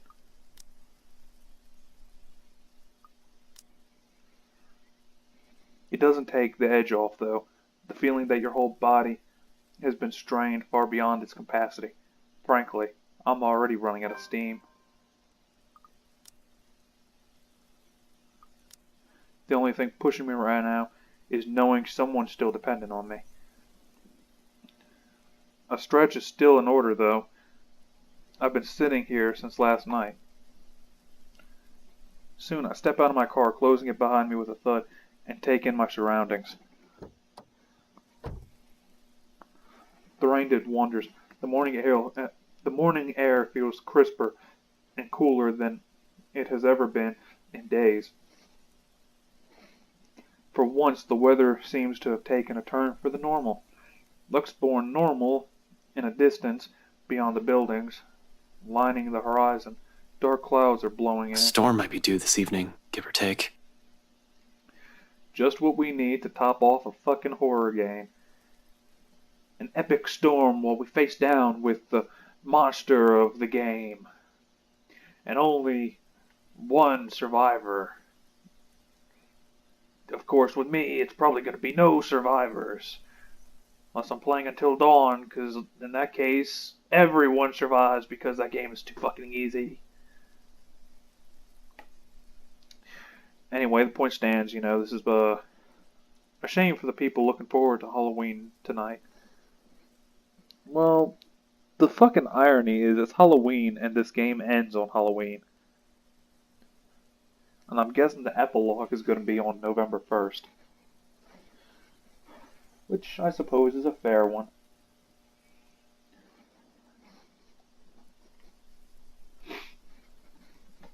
I'm just not sure whether this is something I can look forward to as well. Still, I bask in the change it brings. Inhale, exhale, breathe in, taking in the peace, as if it'll be my last. But as with all the good things, the quiet shortly comes to an end. Not necessarily a bad end. Bad end. Holy shit! I forgot about this. Kinda hoped I'd have hit that one, because that gets you more story, but, I mean, since this one seems to be the best possible outcome here, it's at the top, so, not necessarily a bad end. The chatter reaches my ear first, halting my movements. Sure enough, when I glance up, I find them. Zach, Rebecca, and Isabella. Zach, Rebecca, Isabella. Zach and Rebecca, or Zach and Isabella. Zach and Rebecca. Rebecca and Isabella. Rebecca and Isabella. Rebecca and Zach. Isabella. Ashton.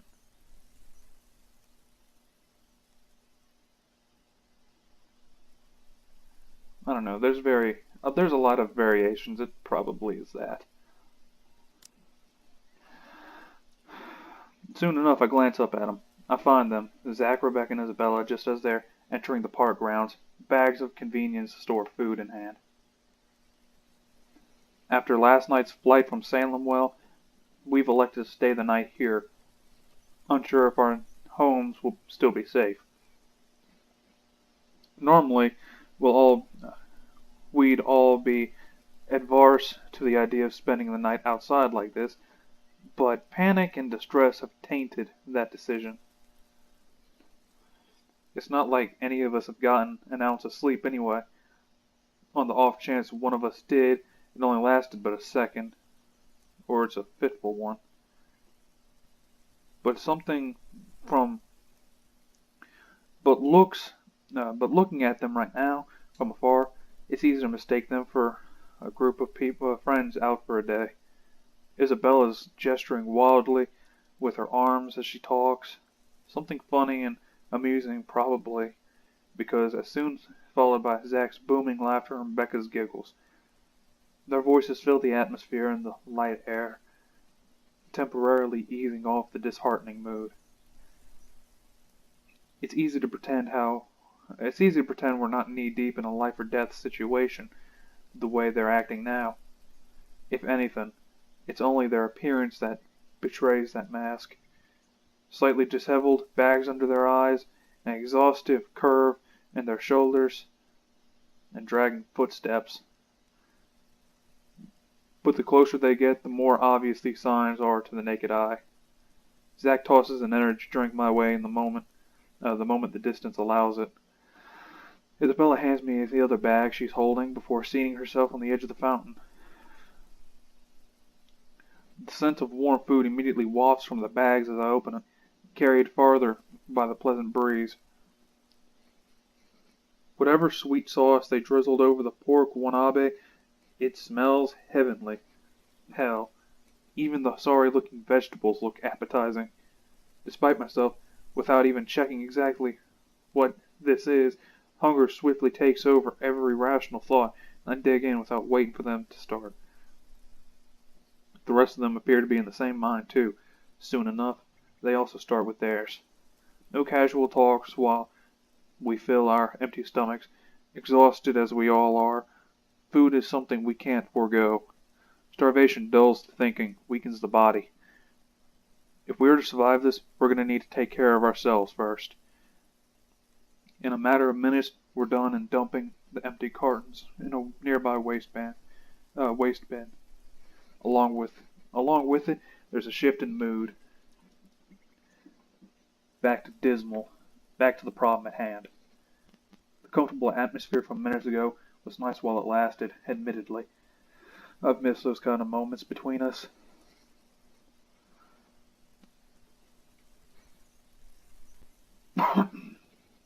We've never had the chance. Always been. Real quickly, just so I can. What's the branching paths button? T. Okay.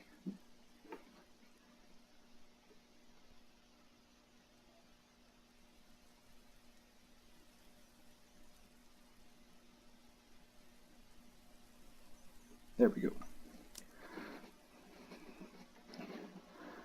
We never had the chance, always busy with some project or work. The things we've taken for granted, now we're realizing how valuable they are. The world has an awful sense of humor. While the one we've just had is short-lived, it's another thing I want to look forward to. If we ever free ourselves of this damn curse, I'd like to believe there's a way. For now we have to focus back on the present. This. dead people. The letter. The curse. It's not simple to bring these up, but necessary. What now? Where do we go from here? It's not a question directed at anyone in particular, but they all look to me as if my face has all the answers in the world. I used to think so, back when I was on top of my game, and I'm still sure of everything. Now, there's just uncertainty sullying every decision I come up with. At some point, logic has simply stopped working here, and we started grasping at straws. Along with exhaustion, fatigue, and stress, we have enough kindling to get the fire. We have enough kindling to get a fire burning. The not so pleasant kind of fire. Well, first, we can't just stay here. That much is obvious. But we can't just keep running like this either, Becca. Sooner or later, she'll... As if we have a choice. We can't even go back to our own homes because that thing might get us. Ah, damn it. No, we're safe. But dying is the last thing I want to do right now, Isabella. Not to a stupid chain letter you were too gullible to pick up, bring with you, and show to everyone.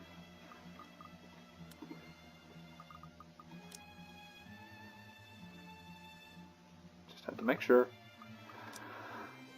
I didn't do it on purpose! Becca, had I known, I wouldn't have... Hey, you two. None of us want to die to this. Just calm down. We ain't getting anywhere shouting at each other. Whose side are you on, Zachary? No one's. But we can't just say it's her fault. She did warn us not to open it, and both you and Ashton... That doesn't exempt her from any blame. She's still largely responsible for it. Bullshit, you and Ashton... No, actually, I take that back, not even you. Ashton's the one that fucking opened the damn letter. You two leaned over his damn shoulder. If anyone's to blame, it's Ashton. But we ain't playing the damn blame game, motherfuckers. We got to survive, because I don't want to see you dead, I don't want to see you dead, I don't want to see you dead, and I certainly don't want to see you dead, because I actually really like Ash. And you're not? I didn't say that! Do you really think I don't blame myself for this as well? I tried to warn all of you. None of you listened. Now you're blaming me for something I kept telling you guys since day one? You're just as responsible for this as I am. So now you're throwing it back at us? We wouldn't even be having this problem if you're... Will you two cut it out? This ain't the place for I don't know, petty squabbles. If you don't want to get caught in it, then stay out of this, Zachary. Oh no, Zach. Don't stop her. Let her say it. I'm sure she has plenty more to say. If I didn't know any better, she's already... Already what? You want me to say it? Out loud? That I find you in this whole thing? All right, that's enough! Everyone, shut up! They all falter to silence at my words, and an awkward, stifling mood descends between us. Thank you, Ash. I didn't mean to shout, to snap at them, to add to the kindling. Not in a moment when any time, anywhere, she might get to one of us. We're all in the same boat, yet here we are playing the blame game.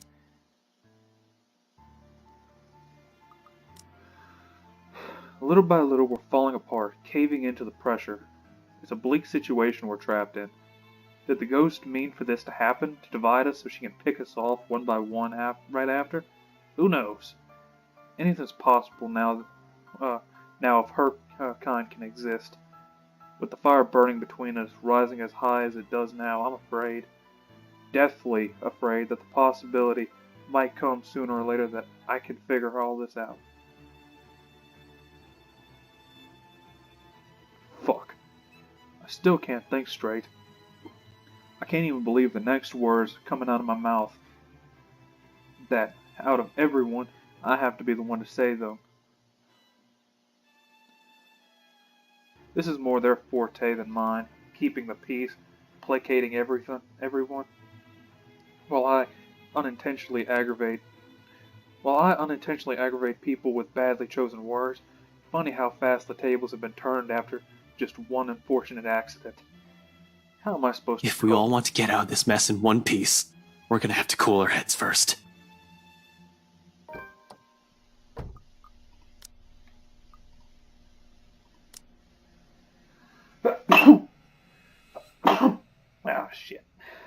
It's either yawning, sneezing, or coughing. Before my own temper flares, I walk away and slide back into my car. If the door slams with more force than needed, I'd like to blame it on the pent-up anger boiling in me, but I'm not even sure what or who I am angry at. The ghost? At them?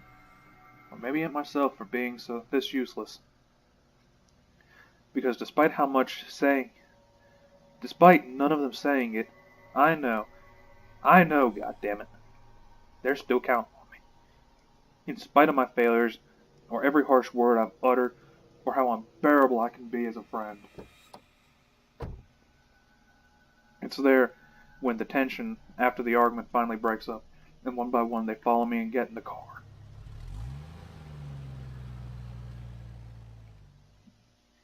It's in concerned glances they shoot my way when I start the engine without a word and drive off. It's in their silence, a heavy gift, the unwavering trust. Yet I'm the one who's more than willing. Yet it's one I'm more than willing to carry, even through my own exhaustion. If only to keep them safe. In this city of 68,000 strangers, they're the only ones I have left.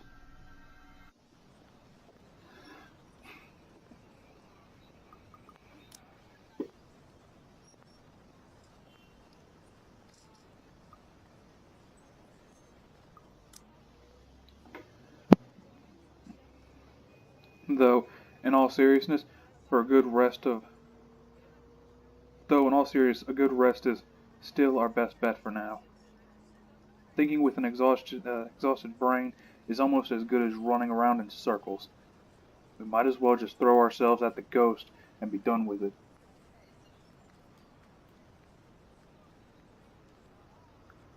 The local Irish pub may not be the best place to hang around when one hasn't slept a wink, or you're stressed.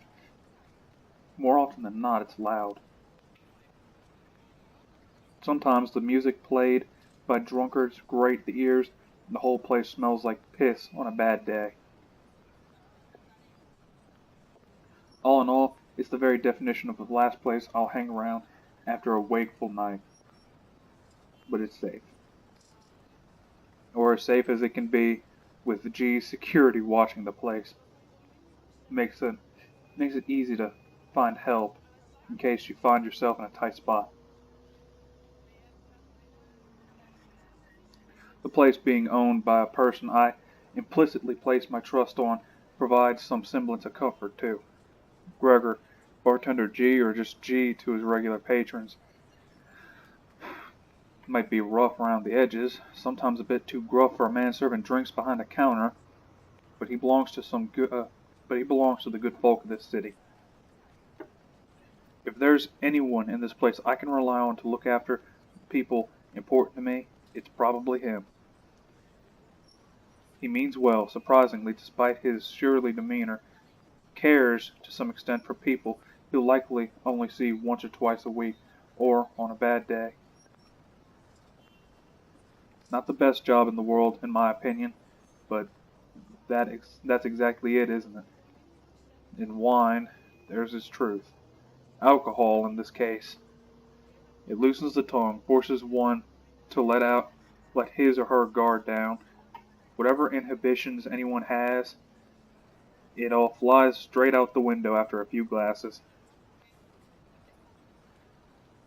It has made him observant, too. Anyone has always has one or two things to say about someone or something. Most of the time it's me. Opinionated ass. But God knows how many times I've asked for his help. When I'm met with a dead end in a case or I'm in trouble, this time's no different. As expected, the moment we show up, he's kind enough to offer us a room at the back of the shop. A single look at my face, he doesn't even need to say anything, and the next thing we know, he's leading us in. No questions asked. Maybe it's also for this reason why I find myself drifting toward his station hours later. after having gotten a much needed shut eye. Newly washed drinking glasses and tumblers line counter surface when I enter the room. Behind the bar, G's busy wiping each of them clean, likely prepping it for tonight's use. Briefly, he glances up at me.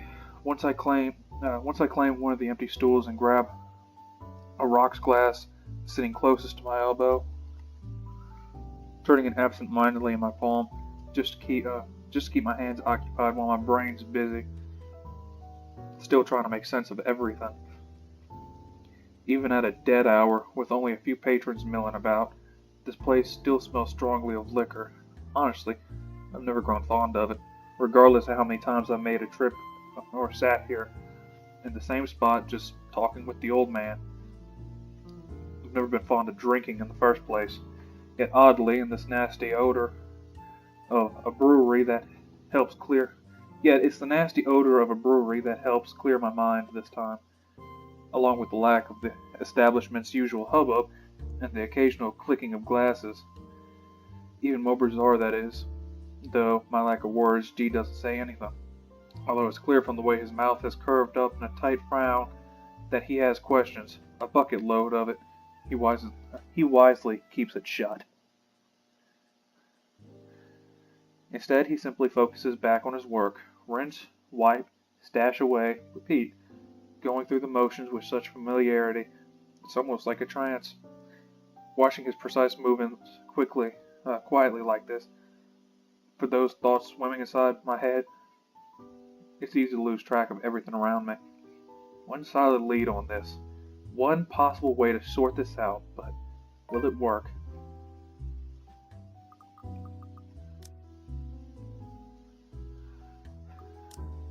Especially if my assumption is correct, that the reason Zach was there yesterday morning, and because of the curse, something must have happened there for him to see the need to visit the place that morning.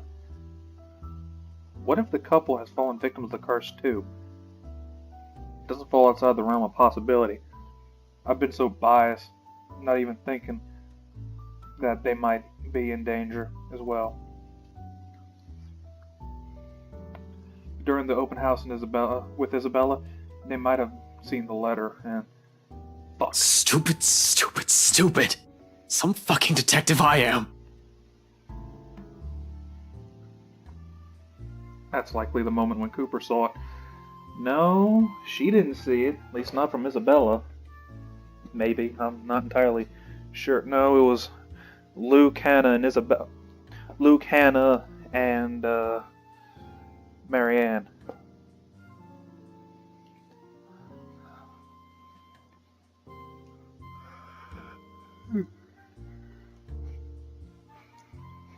If the logic holds, I need to hurry there right away. And if there are answers anywhere, it would be there. It should be there. Where all of this fucking mess started. It's not only my life on the line here. There are others. What happened to us, I don't wish on anyone else, no matter how much I loathe them. Or how complicated all this has suddenly become.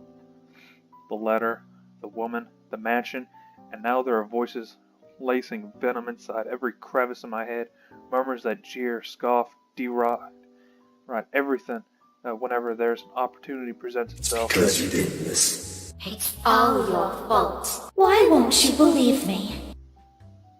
A reminder of what I failed to do, and of who I failed. At some point, they all began to blur again, twining and coiling, every horrid image and memory of her sinking forefront of my mind. No matter how much I refused to remember the fear I felt then, to push it as far back as I can, the vision comes to me, like a deluge. And before I know it, before I can drown, another voice pulls me. You doing good there, boy? His hand on my shoulder gripping it tightly and gives me a light shake.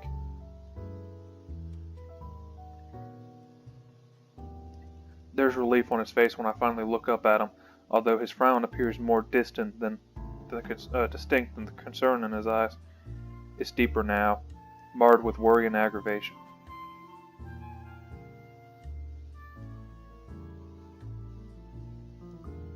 Agitation. He does let go when I offer him a small nod, and the furrow between his eyebrows never leaves his face. He always has an knack for reading people, after all, even someone who can be as closed off or as distant as me. All in all, the time I've spent in the force, there's only one person who's as keen as the old guy, the chief. Funny and weird to some degree. I pointed out to him many times before how much they look alike, only for the observation to be brushed off with a vehement tone. I've never brought it up again after the third time, out of respect for the guy. Whatever it is, it's clear there's something he doesn't want to talk about. Why push, right? However, during times like this, it's impossible for the thought not to come up. He even has a glare down pat. Under his wordless scrutiny, I feel like a damn... You're looking a bit green. Sure you got plenty of rest back there? You were only out for an hour or two. Wouldn't hurt to try and get some sleep. I'll keep an eye out. No need. Don't worry about me. I won't be able to get some sleep anyway. No, with her face still a clear picture in my head, no. I heard that from you before. Not buying it. What's the story this time? This as bad as that case with the guy who ate his own eyeball? I wish it were. Jesus, stop reminding me. I hated that case. If I didn't know any better, I'd say you get a kick out of telling people about it. It's useful, you know, for blokes who don't know their limits. Sends them right out the door after I start with a description. Or was it the part when the poor schmuck gouged his eyes out? Nasty, awful, icky stuff, and it gets the job done.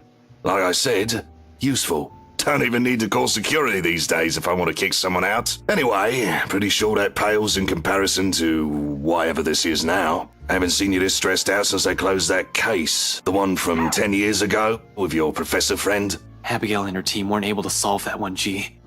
No one has been able to. It just went cold. Same difference. But what do I know, eh? I just serve drinks, listen to people's problems and their whining, then make sure they get home safe afterwards. Thing is, I'm also not blind, kiddo. And you can bet your ass I can tell when a person's about to fall apart. What? Is this some form of therapy from you? Are you going to offer me free drinks now? Really, I can use some right now. Something to numb the senses. But when has that helped anyone? In your dreams, kid. Last time someone gave you the hard stuff, your photographer friend had to haul you out of this place almost half naked. Hey, I can handle my liquor when I put my mind to it. I can only thank God that I've never been that damn drunk. Not from what I've seen, nope. Besides, you usually avoid drinking. Either way, it's out of the equation. And when booze no longer counts, we just talk. So, talk. It's not like anyone within earshot will care. That chap over there only wants his cricket matches. I doubt you believe it, G. I've heard worse stuff. Try me. You know that mansion down at Anslem? Yeah, who doesn't? You live in this town long enough, it's impossible not to hear a thing or two about it. Bloody locals. Please give me the sub-story. Well, my friend found a primitive version of a chain letter in there. Now that we've seen it, we're cursed. A beat passes, and for a long moment, G stands there, unmoving. His hand stops short of placing the glass he was wiping prior back from the rack to his left. All while he stares at me with eyes that are nothing short of scrutinizing. He's probably amusing. He probably assumes I'm joking. Who wouldn't? Not a week ago, I've been put in the same position. Even now, in spite of the thing I've seen and heard, it simply won't sink in. Or maybe this is the desperation creeping in.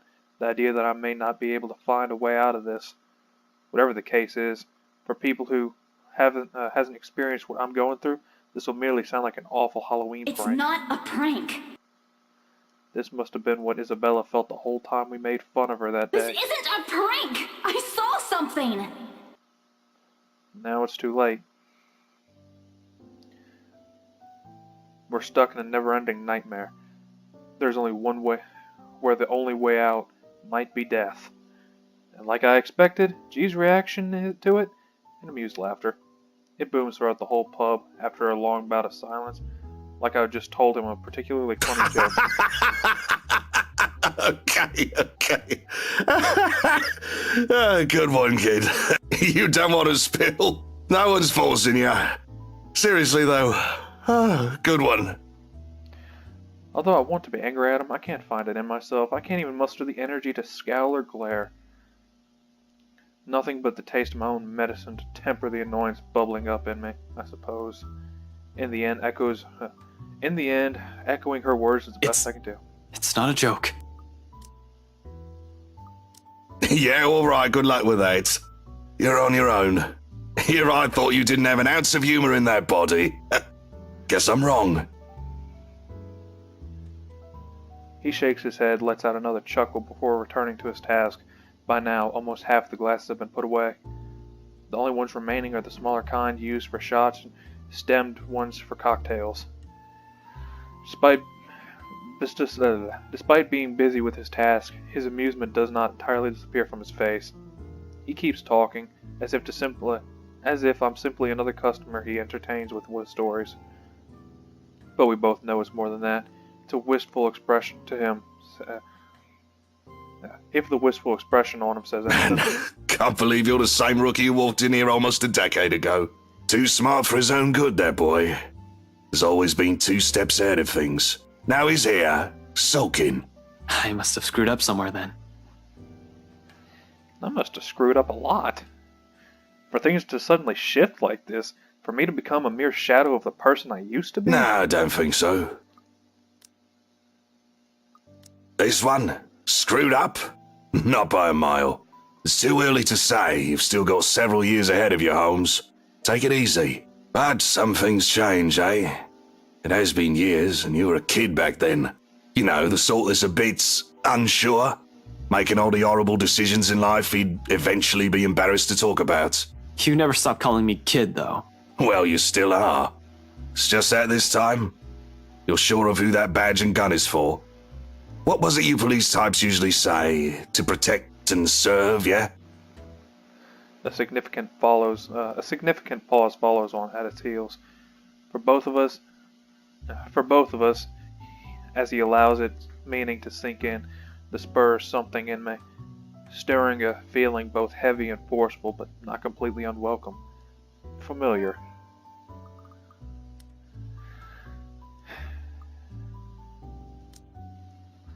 Though before I can clarify what he's trying to apply or gather my thoughts on the matter, G turns away and begins to work on the silverwares.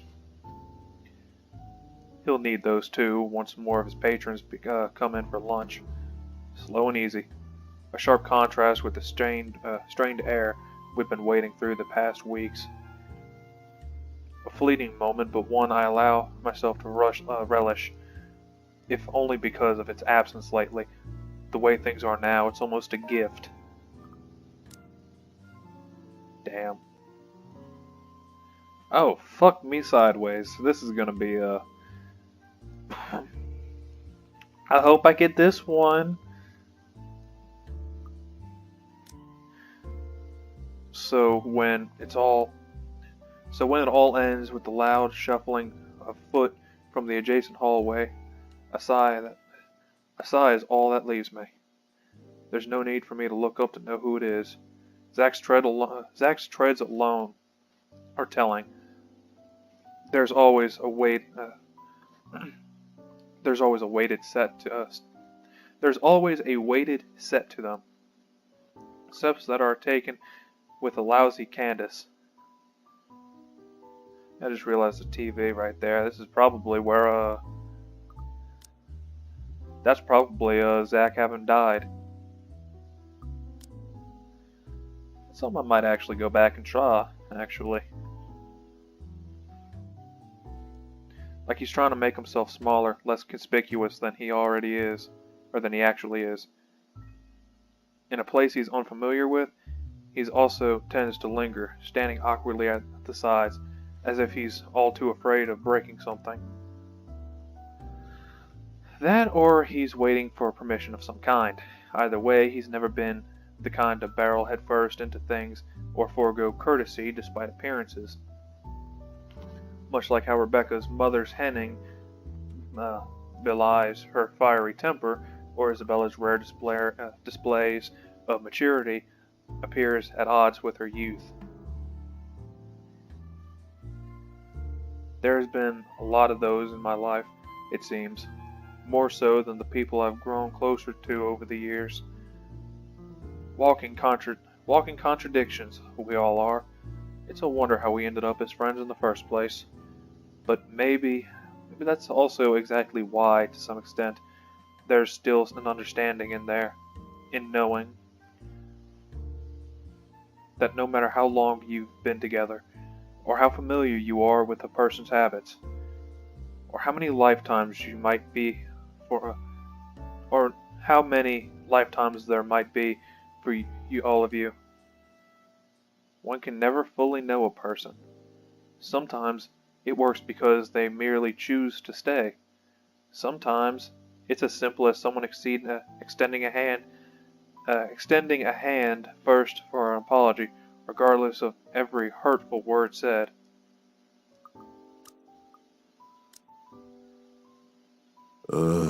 Hey. Hey, Ash? This time I glanced at him, briefly gauging the mood. Not because reconciliation's an issue for me. Between us, it never will be. But somehow this is another thing I'm all too afraid to see crumble in front of me.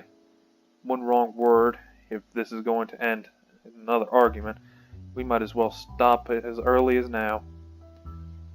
There's another long pause from him.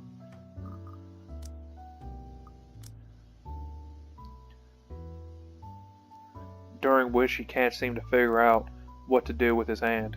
In the end, he chooses to stuff both into his pocket and train his eyes on the now empty space behind the counter. Without our notice, Gia slipped back into the kitchen, leaving only the two of us and everything awkward in the world at the moment. Still, Zack trudges on, a hopeful tone slipping from his voice, simply because it's the only thing he knows to do. Did you, get any sleep? It's a start, at least. A stiff one, but a start. At least I can offer in return is that rare honesty. For a few hours, yeah. Curt, brisk, not an ounce of friendliness in it. In spite of it, Zack takes it as a sign. Relief washes over him as his shoulders relax and he releases a tense breath. Soon he closes the distance he has put between us and flops into the chair to my right. I think the better question is if the dreams are pleasant. And for the record, no. Yeah, I know what you mean. I get those a lot. He shifts in his seat, coughs, drums his finger on the counter for a short while, then falls silent. That's it, no apologies. Somehow, that short exchange is all we need. The air changes again, much like everything we've known lately.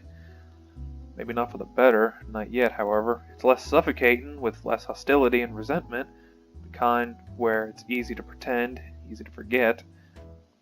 Not that it's a thing that'll happen anytime soon, but one can dream. In a situation where death might come knocking anytime, it's those little hopes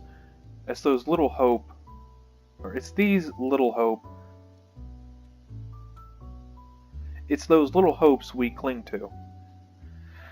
Goddamn, someone really needs to look back over this and correct a lot of this shit. It's these little things we wish will happen again. I'm not an optimistic person by nature. Hopeful maybe, but never optimistic.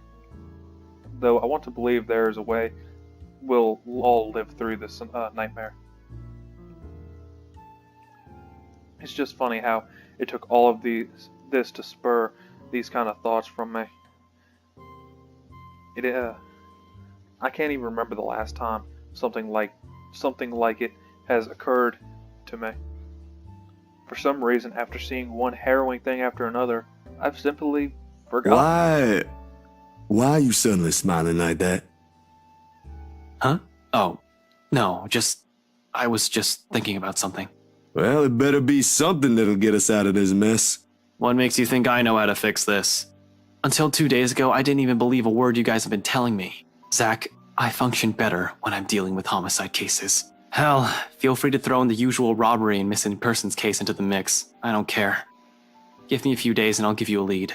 This isn't how I operate.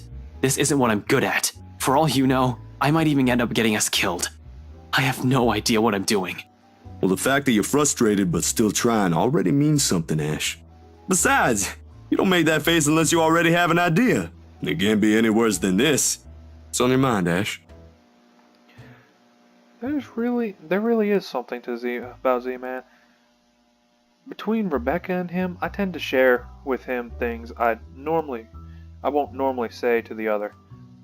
Unlike her, who pushes, sometimes with the same tenacity as her moods, Zach has this strange tendency to ease people into telling him what he wants to know.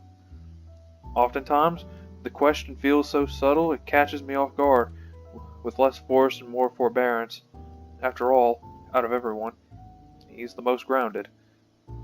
Really, he's like the older brother I never had, the kind you can depend on when things go sour. The kind you tell things to simply because he'll listen, without forcing his own opinions on We still have you. one more lead we haven't checked. I'm gonna look into it tonight. It doesn't take him long to put 2 and 2 together, and his calm expression abruptly dissolves to worry the second he realizes what I meant. We've already examined the letter, read through the piles of documents. There's really only one we haven't given a once-over. The mansion. Of course, Zach may not be the kind to push, but that doesn't mean he agrees with everything that comes out of my mouth. It's his way of keeping me steady on my feet through the years. Hold on, didn't you tell me not to go in there? Whatever happened to stay away from Luke Wright? You're an unarmed civilian, Zach. And so? So, I want you to stay here and keep yourself safe. I probably won't take too long, but I don't know what might happen. I'm not even sure if I'll find something in there. G will keep an eye on you guys. I hate the fucking common route.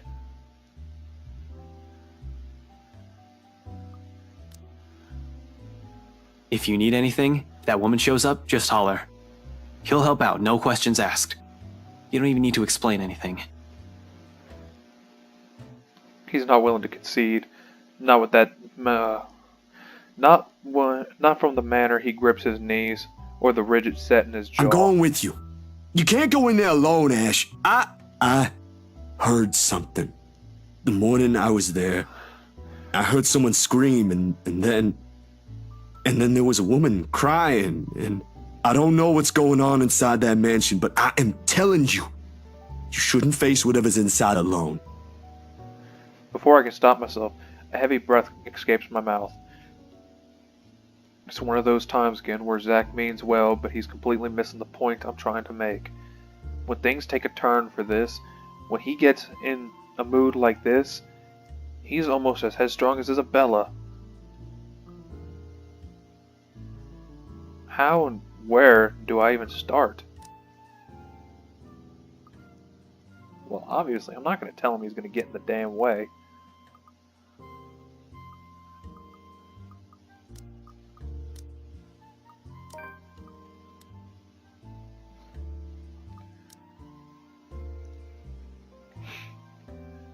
There's only 2 ways this will end. I agree with him and take him with me, or I agree with him and drop the idea altogether. Neither appeals more than the other, especially when we're all desperate for answers and a way out. If all it'll take is a little more honesty to make him drop the harebrained idea. Look, man. Bro. Z-Man. Zach. Zachary, listen. I know you only want to help. Like hell! This ain't just about helping, Ashton! You're throwing yourself in the thick of it, on your own! Was your fall last night really that bad? Did you hit your head hard? I I honestly can't tell if you've gone stupid or just plain suicidal. My head's okay, Zach. But it won't stay that way if we don't do anything about this. Someone has to. Seriously, this is already a desperate move.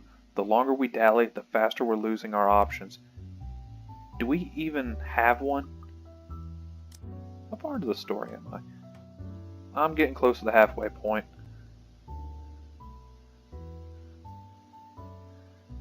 But at least I know shit's about to hit the fan. Looking back at this, actually how long have I been recording? An hour and 30 minutes, another hour, 2.5 hours, okay. Looking back at it, the whole business with the ghost seems perfectly set up to drive us into a corner. Either until we lose our minds or she gets us. It's starting to feel as if there isn't an escape. We've already become a plaything, her playthings, the second Isabella found that letter. That our lives are in her hands. That our lives are in her hands ticks me off big time. But the idea of watching people I care about die helplessly, more so. They're much safer here than with me. It's a selfish thought, I know, born out of fear. So in case things go awry, the very last thing I want to happen is for Zach to take the fall for me. I've already made enough. And that means it's just you. Just me. Suddenly, he clams up.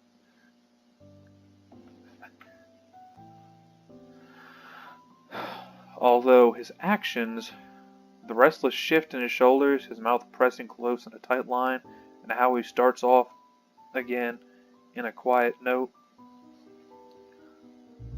it all gives way to his real thoughts, long before 2 words have even made it out his mouth. I'm sure you already know about this. Maybe this is you trying to make amends, or whatever. I don't know. You're making your own decisions here. But if something happens to you, it'll be just that. You'll just be another dead body out there. Please, don't do something like this. Don't worry. I'm not stupid enough to get myself killed. Says the person that opened the damn closet. I just want things to go back to normal, Zach. Another dead air follows the heels of that one admission. The meaning of my words too heavy, too striking. It stuns us into another lull. Optimism aside, we're both aware that's impossible. We're going to have to deal with the trauma right after. There will be the images, the voices whispering inside our heads, the foreboding feeling, the stench of blood, gore, and death trailing after us. We may survive this, but those things, they'll remain in us for a long time. One does not survive something like this without it leaving something in you. Just the mere thought of what might come right after makes me dread it. What this has changed in all of us. But I suppose that outcome is more acceptable. The lesser of two evils. 3 hours. My head snaps up and I turn to him, puzzled. He's staring at me. He's staring at his hands in a thoughtful expression, brows furrowed, a deep concentration, like he's trying to choose the right words to convey what he's about 3 hours? For what? That's more than enough time to go there, to check things, like you said, and travel back here. If you don't show up here beyond that, I'm going after you. From his tone, it's almost like a warning. I'm sure it's not his intention, but hearing something like that from a person like Zach, I can't help but chuckle and throw in a jibe, despite how dire things are. Just like Make old that times. 4. What? You said you're just gonna check things. Why would you even need that long? Speed limit? I'm a ranked law enforcement officer, Zach. I'm supposed to set an example. I so wanna punch you right now. Of course, Zach never carries it out. In light moments like this, it's just how he is. How we are. Unfortunately, G chooses the next moment to show up. He slams the flat of his palm against the counter, shooting us both a stern look. Although his tone's nothing short of a jovial and disapproval clear, the disapproval's clear on it. He's obviously misunderstanding the situation. Boys, drummer's nice and all. I used to watch these bloody god-awful afternoon serials with one of my brothers many, many years ago.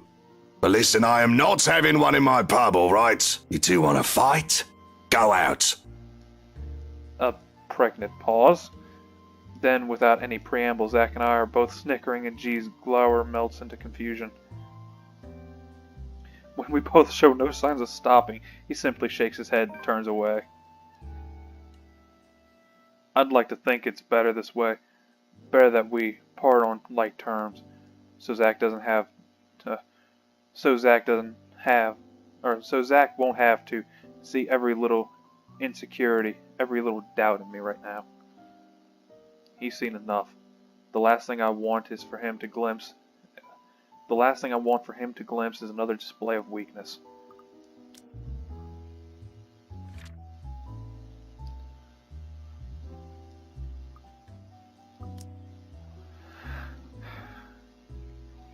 Not when he still stares at me with the same unerring confidence in his eyes. When our mirth dies down, before anything can be said further, before I change my mind, I step away from them, giving Zack's shoulder a quick few pats, mumbling the lame excuse about taking another short nap under my breath. Altogether burying the thoughts that flashes fleetingly in my head. Zack has seen me at my lowest plenty of times. Why does all of this matter now? What?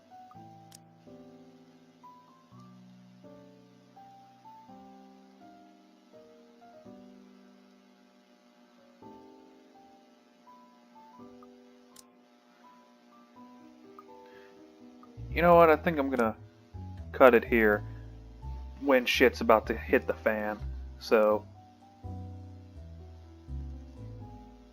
I completely forgot what I was doing for a second. Alright, so that was part 11. Shit's getting real, and shit's getting dark, pretty much. Like, seriously. Ash's storyline is probably the best, and with good reason, because he's very clearly the most pivotal of the characters. And I know I've said that about some of the other characters, but that was before I got to his. Him and Luke are clearly going to be the most important characters that decide basically how this story ends. But enough of that. If you liked the video, please like, share, comment, subscribe, all that good shit. Thank you for watching, and I will see you in the next video. See ya.